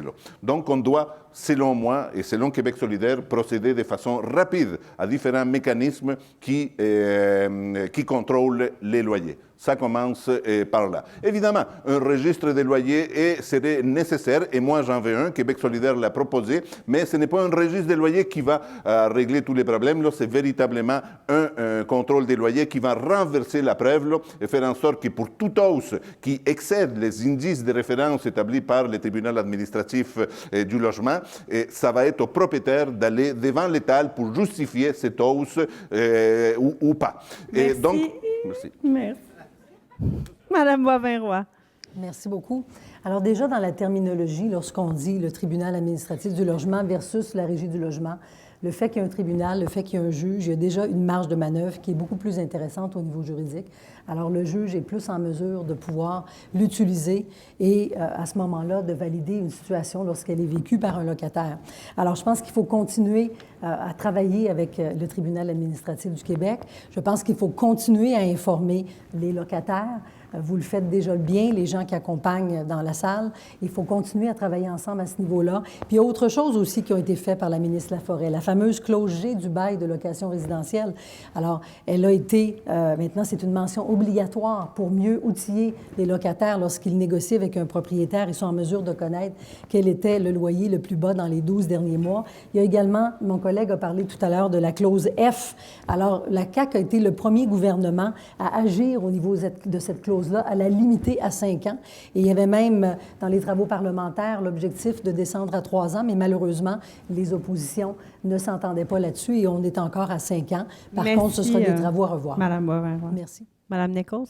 Bien, exiger plus de transparence de la part des propriétaires quand ils mettent un logement à louer. Mais j'ai envie de vous dire, je pense que ça passe peut-être, parce que là, on parle de la clause G, on parle de la clause F, ça passe peut-être par la refonte d'un bail au complet. Le bail est peut-être désuet. Les clauses G, F avaient probablement leur raison d'être dans les baux, mais les temps ont changé. Donc, refaire le bail est certainement un élément essentiel. Relativement à la clause F du 5 à 3 ans, je rappelle rapidement que c'est un projet de loi qui a été déposé là, hors délai. On nous demandait de passer de 5 à 3 ans sans connaître les tenants et aboutissants. Est-ce qu'un propriétaire aurait, de façon abusive, fait les mêmes hausses qu'il aurait faites en 5 ans sur 3 ans? On était d'avis que ça pénalisait beaucoup le locataire. Donc, voilà une partie de la réponse pour la clause F. Monsieur Derry, en matière d'amélioration et d'optimisation. Bien, en fait, concrètement, on a parlé du registre des loyers, donc rendre publique l'information dans un registre du coût du loyer qui a été payé dans les derniers 12 mois quand on signe un nouveau bail. Donc, une information qui va être publique et à jour. Ça, c'est le registre des loyers. Ça, c'est ce qu'on propose au Parti québécois. Ensuite, on a parlé de la clause F. Vous savez, dans le Code civil, là, il y a un article, c'est l'article 1955 du Code civil, qui nous permet, quand on a quand c'est un nouveau bâtiment, là, de hausser les loyers un peu comme bon nous semble pendant les 5 premières années suite à la construction.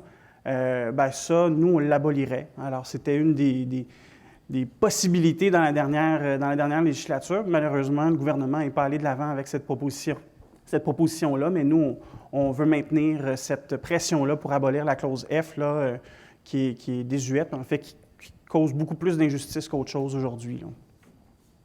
Alors, Mme Bessard. Merci beaucoup. Donc, j'aimerais vous lire 2 points sur plusieurs, mais je crois qu'il serait intéressant.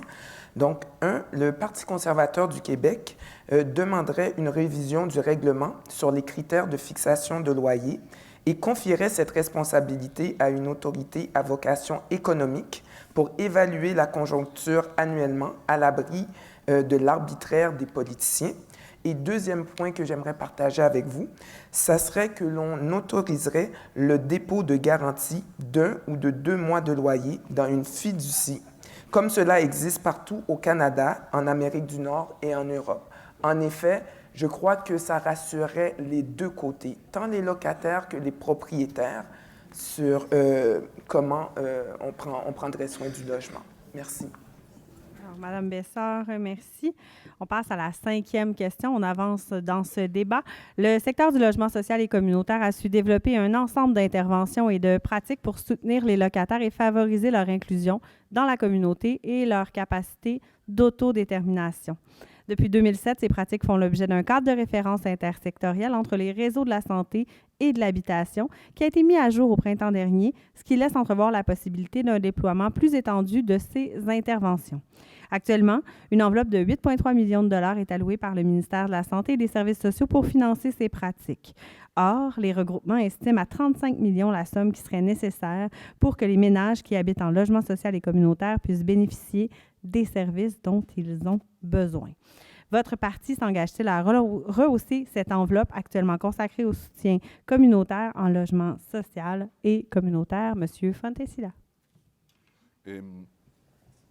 Québec solidaire considère qu'il est important d'appuyer financièrement le soutien communautaire dans le logement social et communautaire et il mettra les sommes requises par les mouvements communautaires pour accomplir cette mission et combler des besoins.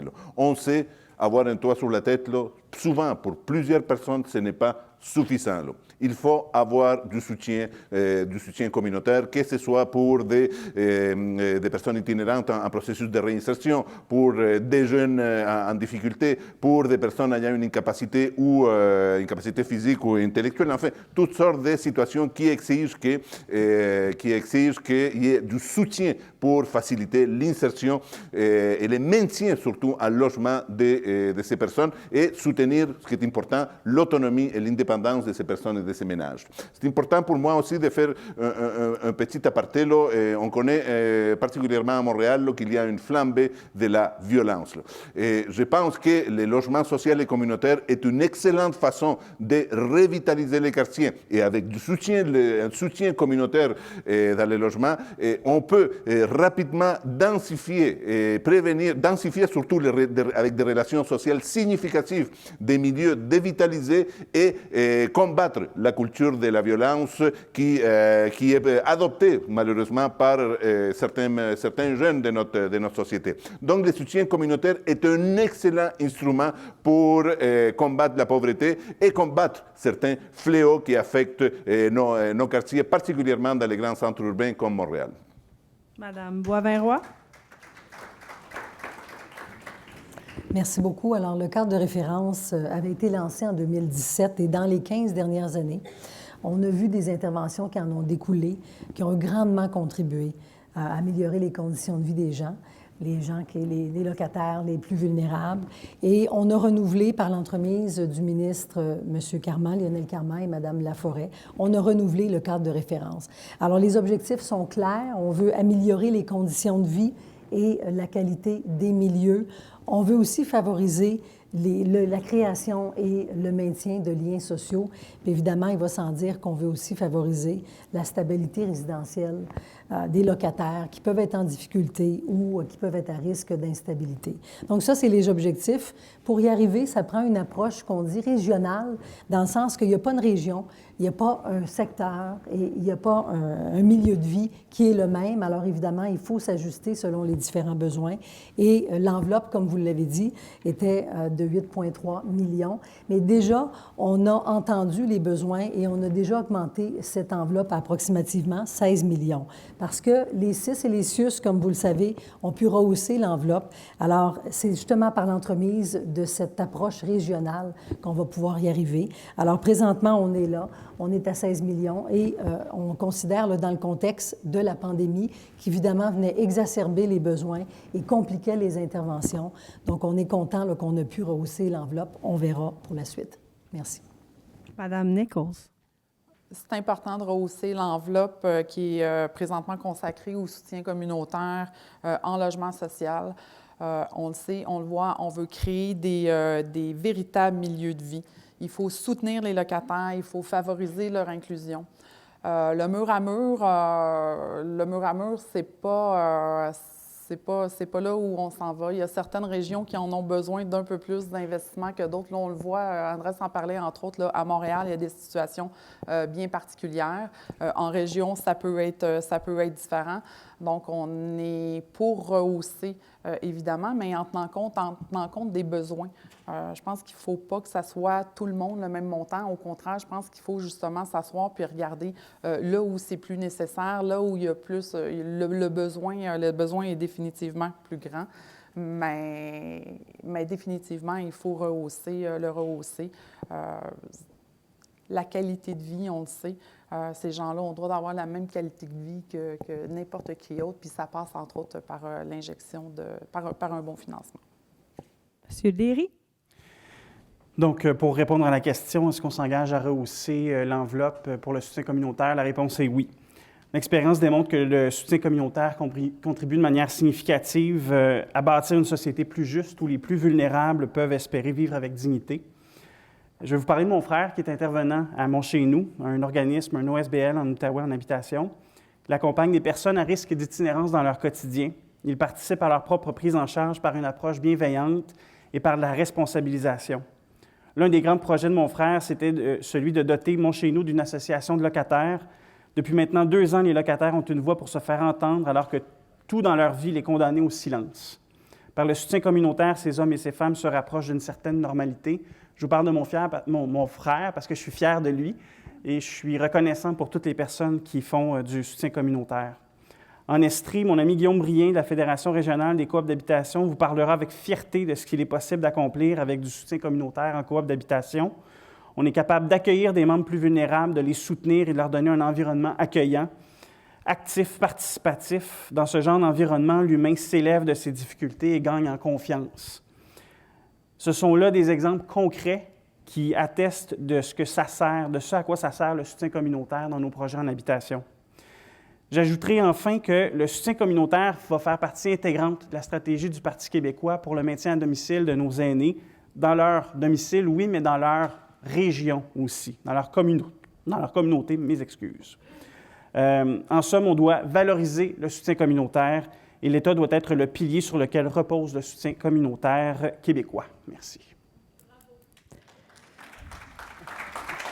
Madame Bessard.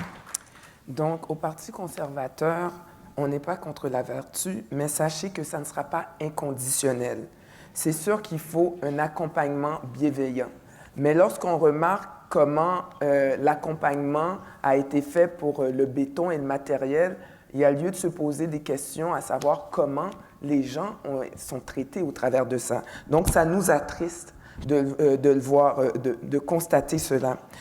Pour revenir à Montréal puis la violence, entendons-nous ces secteurs-là? Je me sens particulièrement touchée. Est-ce que vous êtes allé faire un tour pour voir l'état d'entretien de ces logements, de ces HLM-là? Bien voilà, à un moment donné, il faut en parler des chiffres. Il faut en parler des chiffres de la maintenance et tout. Parce que sachez, beaucoup de gens, s'ils le pouvaient, ne seraient pas là. Malheureusement, la gestion de ces parcs immobiliers-là il y a eu défaillance. on a failli à ces gens. Donc, on ne peut pas mettre de côté tout l'aspect financier. Et j'aimerais ajouter que ces milieux de vie, on veut une belle qualité de vie, mais lorsque c'est près que, à près de 40%, c'est placardé, lorsqu'il n'y a pas de lumière, toutes ces petites choses simples, si le gouvernement, entre autres, n'en prend pas soin, est-ce que vous pensez vraiment que les gens veulent vivre là? Donc, je crois, et même si je ne fais pas l'unanimité ici, mais je crois que de permettre aux gens de choisir où est-ce qu'ils veulent habiter avec un montant d'argent, ce n'est pas une si mauvaise idée que cela. Merci. Madame Bessard. Les interventions en soutien communautaire vont répondre à des besoins variés, vous le dites, puis vous avez donné des exemples de ça, ceux des personnes âgées en perte d'autonomie, celles qui sont en situation de handicap, qui ont des troubles de santé mentale. La pandémie a exacerbé tout ça.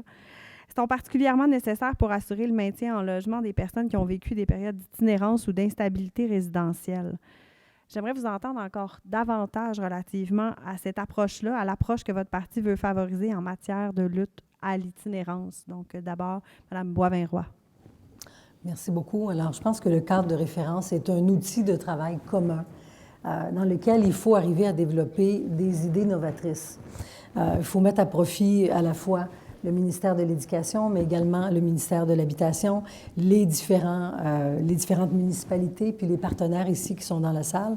Il faut arriver à des solutions très particulière parce qu'évidemment, il y a toutes sortes de besoins. Il y a toutes sortes de soutiens qu'on apporte, soutien à la vie collective, à la vie associative, la vie communautaire, également le soutien dans l'exercice des droits individuels, les droits collectifs, les responsabilités civiques, le soutien au niveau des besoins d'information. Je pense qu'au niveau des gens qui sont à risque d'une situation d'itinérance ou qui vivent l'itinérance, ont un grand besoin d'information et de référencement. Donc, il faut arriver à pouvoir maximiser davantage ce qui est offert. Je pense que ce soutien-là est absolument capital et on doit continuer. Donc, c'est pour ça que le gouvernement a rehaussé à 16 millions, là, approximativement, l'aide qui a été apportée. Merci, et on doit continuer de donner l'importance. Merci, Mme Boivin-Roy. Mme Nichols. Je suis en politique depuis 2009, municipale, puis provinciale par la suite. J'ai jamais vu autant de détresse humaine que dans les dernières années. Ça m'a perturbée là, personnellement. On voit des mamans monoparentales qui arrivent dans nos bureaux de comté qui ne sont pas capables de payer le loyer. Des familles, même des familles de la classe moyenne là, qui doivent consacrer plus de... Parce qu'on dit habituellement c'est 30 % qu'on consacre là, pour un budget pour pouvoir se loger. Des familles qui doivent consacrer 50-60 %, qui doivent faire des choix entre se nourrir, se loger, des activités pour les enfants. Je pense que toutes ces raisons-là, puis on le voit, on a des cris du cœur, là, mais toutes ces raisons-là là, sont définitivement des raisons pour lesquelles il faut du soutien communautaire, mais il faut aussi les aider, les financer. Puis je vous le dis, ça affecte de plus en plus la classe moyenne aussi. Monsieur Derry. À mon sens, le soutien communautaire, c'est la possibilité pour des personnes en difficulté de pouvoir accéder à l'ensemble de leur potentiel. Et on doit miser là-dessus, c'est clair, net et précis. Puis je dois vous dire que je suis très surpris cet après-midi parce que je ne m'attendais pas à être d'accord, au moins même une fois avec Mme Bessard. Mais j'ai beaucoup aimé son cri du cœur pour ce qui est du nord de Montréal, puis des difficultés aussi qu'on peut voir dans l'ensemble de la métropole actuellement. Il y a de la détresse psychologique, on le sait, on le voit, on le ressent. Puis les solutions ne sont pas que dans la répression ou dans des trucs comme ça, là, c'est aussi en prenant soin du monde et en ne les échappant pas. Hein, elle a dit, on n'a pas le droit on a failli avec eux, là, mais j'ai trouvé ça assez troublant d'entendre ça. D'une candidate conservatrice, c'est signe qu'il y a de l'espoir, alors on peut... on va travailler là-dessus. Mais insistons là-dessus, le soutien communautaire est fondamental. Alors, Mme Bessard, vous répondez à ça? Non. Non, mais c'est à votre tour. OK, c'est à mon tour. Écoutez, vous comprendrez que par rapport à l'itinérance, il serait faux de dire qu'il y a eu une proposition et une réflexion profonde sur le sujet. Ce n'est pas que nous ne reconnaissons pas ce problème-là, mais de là à pouvoir s'étendre sur le sujet, ce n'est pas la situation. Toutefois, sachez que nous avons sorti dernièrement une politique sur la santé mentale des jeunes. Okay? Ce ne sont pas les itinérants ne sont pas seulement jeunes, mais c'est que nous reconnaissons la détresse parmi notre monde, le Québec, à Montréal, etc. Donc, nous sommes à l'écoute et nous ferons avec l'actualité. Voilà. Monsieur Fantesia? Depuis le début du mouvement communautaire, en tout cas au Québec, là, ce secteur-là était une pépinière de nouvelles idées, de nouvelles façons d'intervenir et ça a influencé très, très grandement l'évolution de nos pratiques institutionnelles, là, que ce soit en santé, en éducation, etc. Là. Donc, l'intervention communautaire, le soutien communautaire dans le logement social et communautaire en est une parmi ces apports, ces contributions essentielles. Là. Écoutez, comme société, on en a mangé toute une claque pendant les 2 dernières années. Là. Les jeunes, il y a certains secteurs qui ont été particulièrement frappés, là, comme les jeunes. Je peux en nommer d'autres, mais et on a besoin, auprès, en tout cas des jeunes, d'avoir une intervention proche de ces personnes-là, la création des liens, des liens significatifs qui peuvent faire en sorte que ces jeunes-là avancent dans la vie. Et pour ne parler que de cela, je pourrais aborder d'autres populations. Fantesia, merci. En fait, vous ouvrez une porte. Vous ouvrez une porte pour la dernière question du débat qui, vous le dites, on a mangé une claque au cours des 2 dernières années.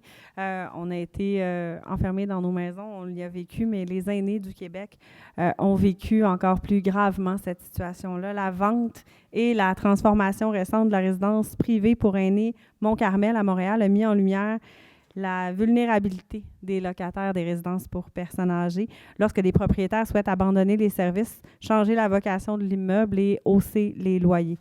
Pendant ce temps-là, les résidences exploitées à des fins non lucratives par des OSBL, des coopératives et des offices d'habitation permettent à des milliers de personnes aînées à faible revenu de vieillir à la maison, dans leur communauté, ont de plus en plus de difficultés à joindre les 2 bouts.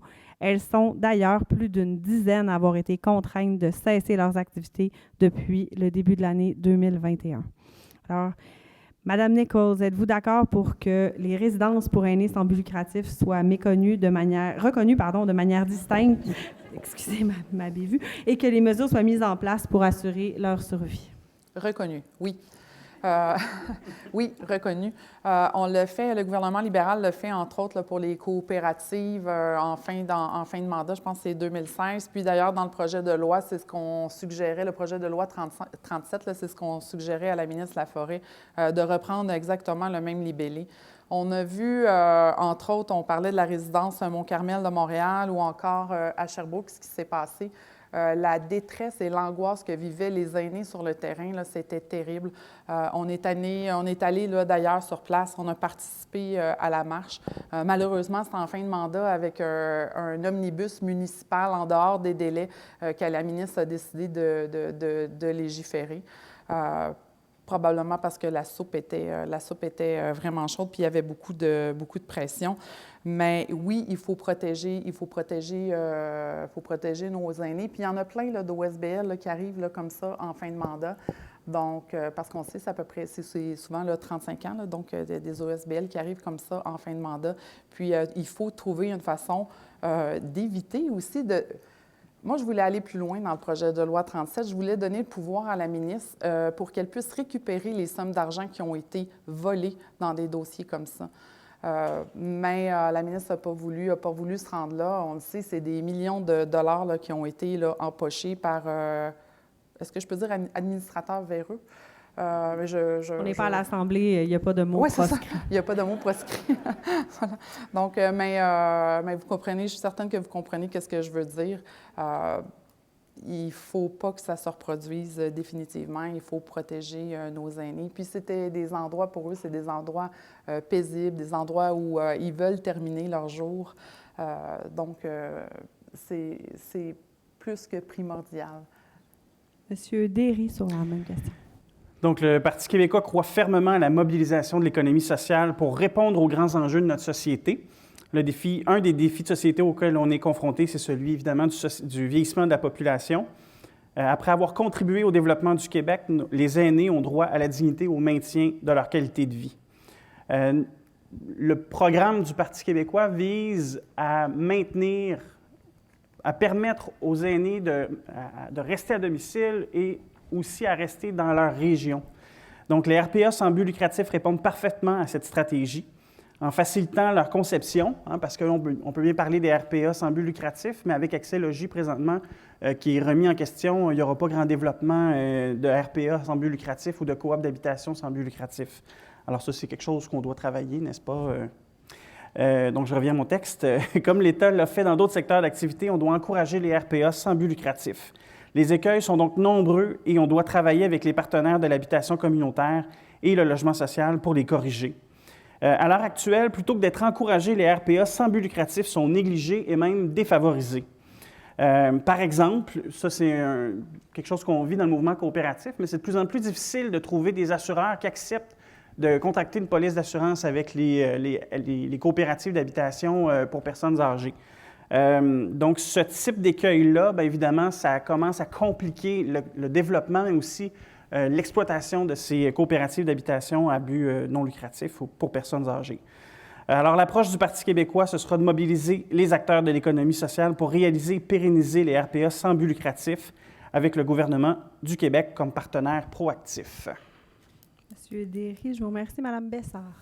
Donc, nous sommes très sensibles à ce qui se passe avec les personnes âgées, leur vulnérabilité et tout.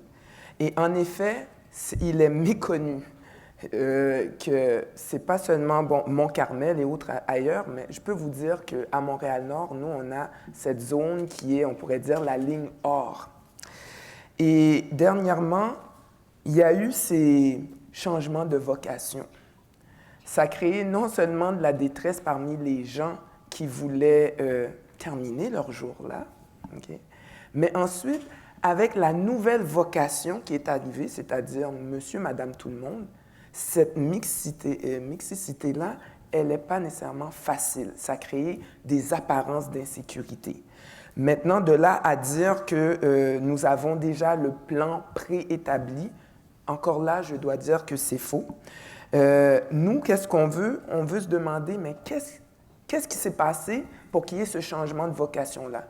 Et on sait déjà c'est quoi? Ça doit être une question de rentabilité. Donc, on veut fouiller un peu plus pourquoi ce n'était pas rentable de maintenir telle vocation. De plus, je crois que je vais arrêter là, ça va être mieux. Merci. Madame Bessard, merci. Monsieur Fantesia. Merci. Les résidences pour aînés sans but lucratif constituent un parc locatif et communautaire d'une inestimable richesse qui, évidemment, attise l'appétit des spéculateurs immobiliers qui voient l'opportunité de s'approprier d'un actif pour une bouchée de pain. Il faut donc impérativement que les pouvoirs publics se mobilisent afin d'empêcher que les secteurs privés mettent la main sur ces secteurs-là, les diminuent. Et je pense qu'on n'en veut plus des ventes comme les résidences, la RPA Mont-Carmel à Montréal, les faubourgs Ménacène à Sherbrooke ou encore l'OBNL Villa Belle-Rivière à Richelieu. Dans ce sens-là, Québec solidaire a plusieurs propositions. Nous entendons favoriser le développement des RPA coopératives et sans but lucratif. Nous voulons nous assurer que toutes les RPA qui sont menacées de fermeture puissent être converties en coopératives ou en OBNL. Nous allons mettre sur pied un programme de subventions et de prêts pour soutenir spécifiquement les RPA coopératives et sans but lucratif.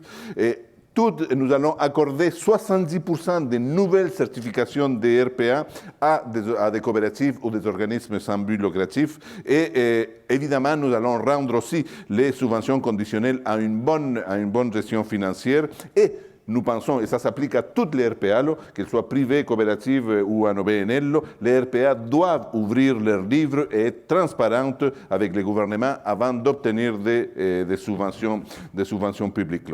Donc, voilà. Merci. Madame Boisvert-Roy. Merci beaucoup. Alors, comme Mme Bessard, je vais me permettre un commentaire personnel.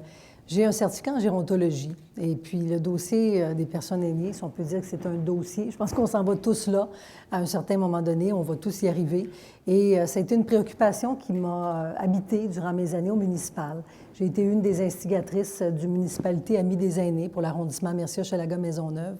Et j'ai été rassurée de voir que le gouvernement de la CAQ faisait des aînés une de ses priorités, une priorité capitale. Et dans ce dossier-là, j'ai constaté avec le projet de loi 37, on a agi rapidement.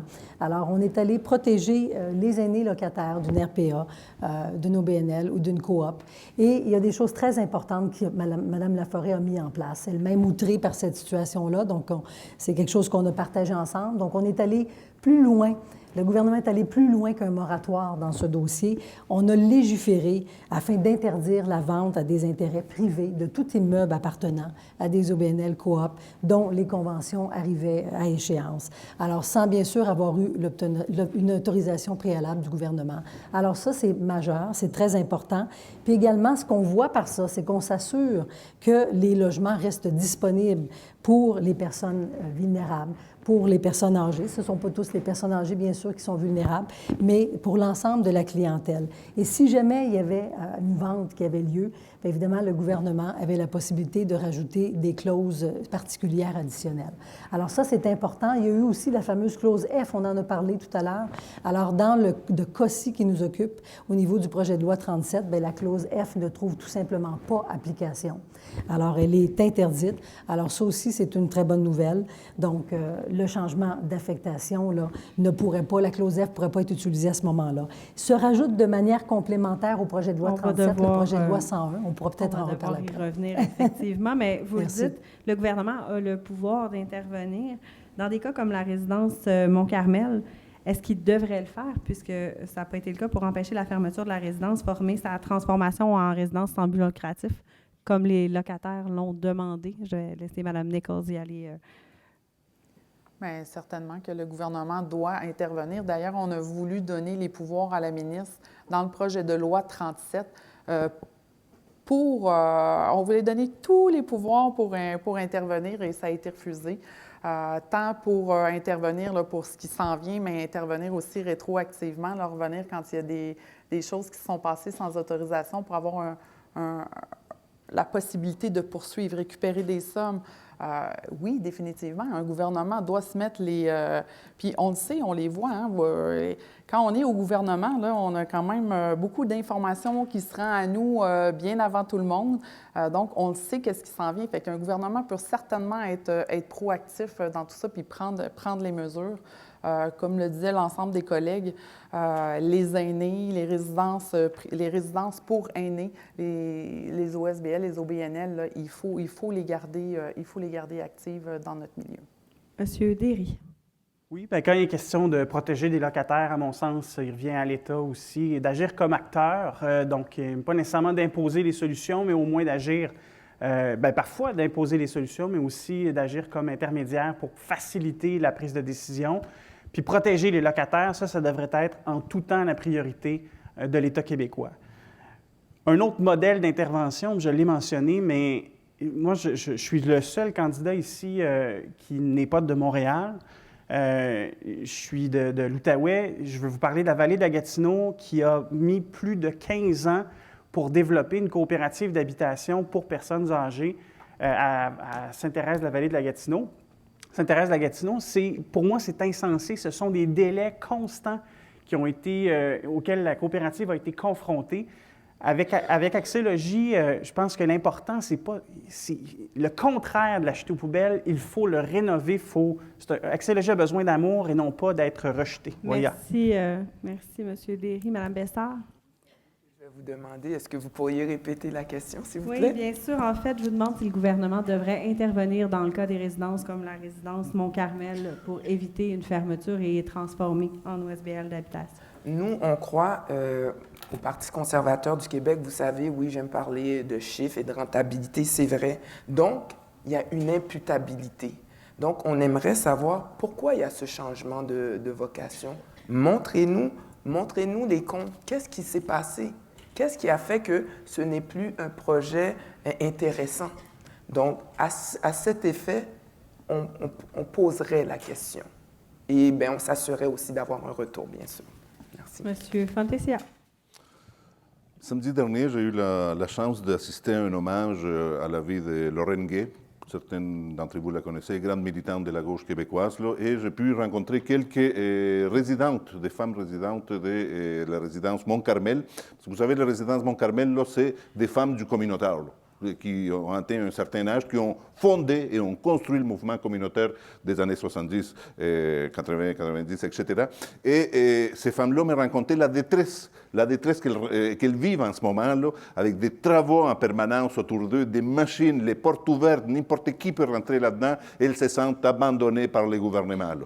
Il me semble que le gouvernement du Québec devrait se doter des moyens là, pour intervenir et empêcher que ce genre de situations se produisent, là, c'est-à-dire la vente d'un actif, un RPA, à un spéculateur immobilier là, de triste réputation, là, et cela, ça fait partie du projet qu'un gouvernement du Québec devrait avoir, c'est doter des moyens pour ça. Merci, M. Fantesia. Mme Boisvert-Roy. Merci beaucoup. Alors, je pense qu'effectivement, avec le projet de loi 37, ça pourra permettre au gouvernement d'intervenir, puisque une vente ne pourra pas avoir lieu sans son autorisation préalable. Et ce que je m'en allais vous dire tout à l'heure, c'est en complémentarité, le projet de loi 101 est très important aussi pour lutter contre la maltraitance des aînés. Alors, dans ce cas-ci, il y aura obligation de déposer un plan de cessation des activités, non pas 6 mois, mais 9 mois à l'avance. Alors, avant la date de fermeture, donc les personnes résidentes pourront être informées de manière plus adéquate. Parce que quand on parle de dignité, quand on parle de protection de l'intégrité des gens, bien, ça passe aussi par la transmission de l'information. Et je pense que le gouvernement de la CAQ a été très clair avec le projet de loi 101 qu'il n'y aura pas de maltraitance, que la maltraitance ne sera pas tolérée et qu'évidemment viendra avec ça aussi la surveillance de la qualité des services de santé et des services sociaux. Merci. Merci. Mesdames et messieurs les candidats, on arrive au mot de la fin. Je veux vous remercier. Vous avez fait ça dans le respect et vous avez fourni un contenu qui va permettre à notre auditoire de se faire une bonne tête. Alors, pour le mot de la fin, on va débuter avec M. Derry. Vous avez chacun 1 minute pour conclure. Bien, en fait, j'ai beaucoup d'espoir pour la suite des choses. Évidemment, la parole va être à la population québécoise le 3 octobre prochain. Le Parti québécois est allé de l'avant avec une plateforme que je vous invite à lire, mais donc on parle de 3,2 milliards de dollars pour les 5 prochaines années en matière de logement social, communautaire, coopératif, 25 000 unités pour les 5 ans et le rattrapage de 10 000 unités également pour celles qui sont déjà bloquées actuellement pour Accès Logis. Et puis on parle, je vois M. Lévesque là, de l'utile, 2000 unités par année pour du logement étudiant. Donc, au total, je suis content de vous dire que c'est 45 000 unités qu'on veut pouvoir construire au cours du prochain mandat sur 5 ans. On pense que c'est ambitieux, on pense que c'est nécessaire et on espère tout simplement pouvoir le réaliser. Merci. Merci, M. Derry. Mme Bessard. Donc, au Parti conservateur du Québec, nous avons une plateforme logement qui est bien différent des autres. On le sait, je l'ai partagé avec vous. Je vous invite à aller la lire. Et vous allez voir que nous avons à cœur les locataires. Je reviens encore avec cette allocation et ce supplément. Libre chez nous, c'est être libre de choisir où est-ce que l'on veut habiter. On pense aussi aux propriétaires. On veut aussi qu'il y ait de la construction pour que le marché se stabilise. Et là, les locataires auront encore plus de poids. Il y aura un vrai rapport de force. Et finalement, je vais juste vous dire merci de m'avoir accueilli, même si ce n'était pas nécessairement dans ce à quoi vous êtes habitués à recevoir comme information. Mais merci. Merci beaucoup. Merci. Madame Bessard, merci. Monsieur Fantesia. Oui, écoutez, je pense qu'on vit une crise du logement, je le dis assez souvent, et ça fait l'unanimité. Mais il semble-t-il, dans certaines langues asiatiques, crise, ça veut dire un problème grave, mais ça veut dire aussi une opportunité. Et le sujet du logement, de l'habitation, n'a jamais été aussi présent dans le débat public au Québec. Et nous, comme vous, en fait, comme mouvement, il me semble, il faut profiter de cette opportunité-là pour faire avancer certains dossiers et surtout l'idée qu'il faut consolider et augmenter le secteur du logement socialisé sur toutes ses formes. On a une opportunité, il y a un bouillonnement d'idées en ce moment dans le mouvement du logement social, coopératif, OBNL, etc. Un bouillonnement d'idées qui nous permet peut-être d'influencer les politiques gouvernementales pour agrandir considérablement les parcs locatifs socialisés au Québec. Merci beaucoup, Merci. M. Fantasia. C'est une Merci. C'est une minute ou 2 minutes? Ça va si vite, C'est une minute, tout à fait. Ça va si rapidement. Je suis désolée de vous avoir interrompu ainsi. Madame Boivin-Roy. Merci beaucoup. Alors, comme mon collègue, moi aussi, j'ai beaucoup d'espoir pour la suite des choses. Puis la première raison de ça, c'est vous voir tous dans la salle aujourd'hui. Alors, de voir une salle pleine, surtout post-pandémie, ça nous émeut, je pense. Et puis aussi, les 5 candidats qui sont devant vous, nous sommes tous investis des meilleures intentions. Évidemment, des fois, c'est dans les moyens qu'on divers, évidemment. Mais au départ, nous avons tous cette volonté de vouloir améliorer la qualité de vie des gens et les milieux. Alors, merci à vous pour votre engagement également. Vous savez, moi, j'ai choisi la coalition Avenir Québec parce que je trouve sincèrement que c'est un parti qui est pragmatique. Puis c'est un parti qui est réaliste, mais réaliste dans le sens positif du terme, dans le sens que ça ne nous sert à rien de faire des promesses qu'on ne pourra pas livrer 4 ans plus tard. L'idée, c'est de pouvoir regarder les choses en face telles qu'elles sont, de livrer ce qu'on est capable de livrer, puis ensuite de pouvoir arriver avec des nouvelles promesses et aussi de trouver des idées qui sont innovantes. Et là-dessus, bien sûr, on pourra compter sur vous, je l'espère, lors des discussions de concertation. Merci beaucoup, Madame Boivin-Roy. Madame Nichols. Bien, c'est malheureux, ça aurait pris une crise du logement pour que l'enjeu de l'habitation soit aussi populaire ou aussi porté à l'attention de ceux qui écoutent les nouvelles à 18 h le soir. Parce que vous êtes sensibilisés, mais il faut sensibiliser aussi l'ensemble des citoyens. Mais c'est un enjeu fondamental. Le Parti libéral du Québec a compris qu'il fallait faire de l'habitation une priorité au Québec. On mérite plus que seulement un gouvernement qui a perdu des années importantes à nier la crise du logement plutôt que de se mettre en mode solution. Il faut être proactif, on le voit. Je l'ai dit précédemment, comme porte-parole de l'opposition officielle en matière d'habitation, le programme Accès Logis est un programme qu'on ne peut pas abandonner. C'est un programme où il ne faut pas le laisser mourir de sa belle mort, il faut investir, il faut le faire renaître. C'est un programme important qui existe depuis 25 ans. Alors, merci, nos organismes, vous êtes des sources, là, évidemment, très inspirantes. Merci beaucoup. À vous 5, un grand merci au nom de l'Association des groupes de ressources techniques du Québec, de la Confédération québécoise des coopératives d'habitation, de la Fédération des locataires d'habitation à loyer modique du Québec, du Front d'action populaire en réaménagement urbain, du regroupement des offices d'habitation du Québec et du Réseau québécois des OSBL d'habitation. Merci. On va vous inviter à une prise de photos officielle et par la suite, les représentants des médias qui sont dans la salle pourront procéder à des entrevues individuelles si vous le désirez. Merci beaucoup à tous pour votre attention.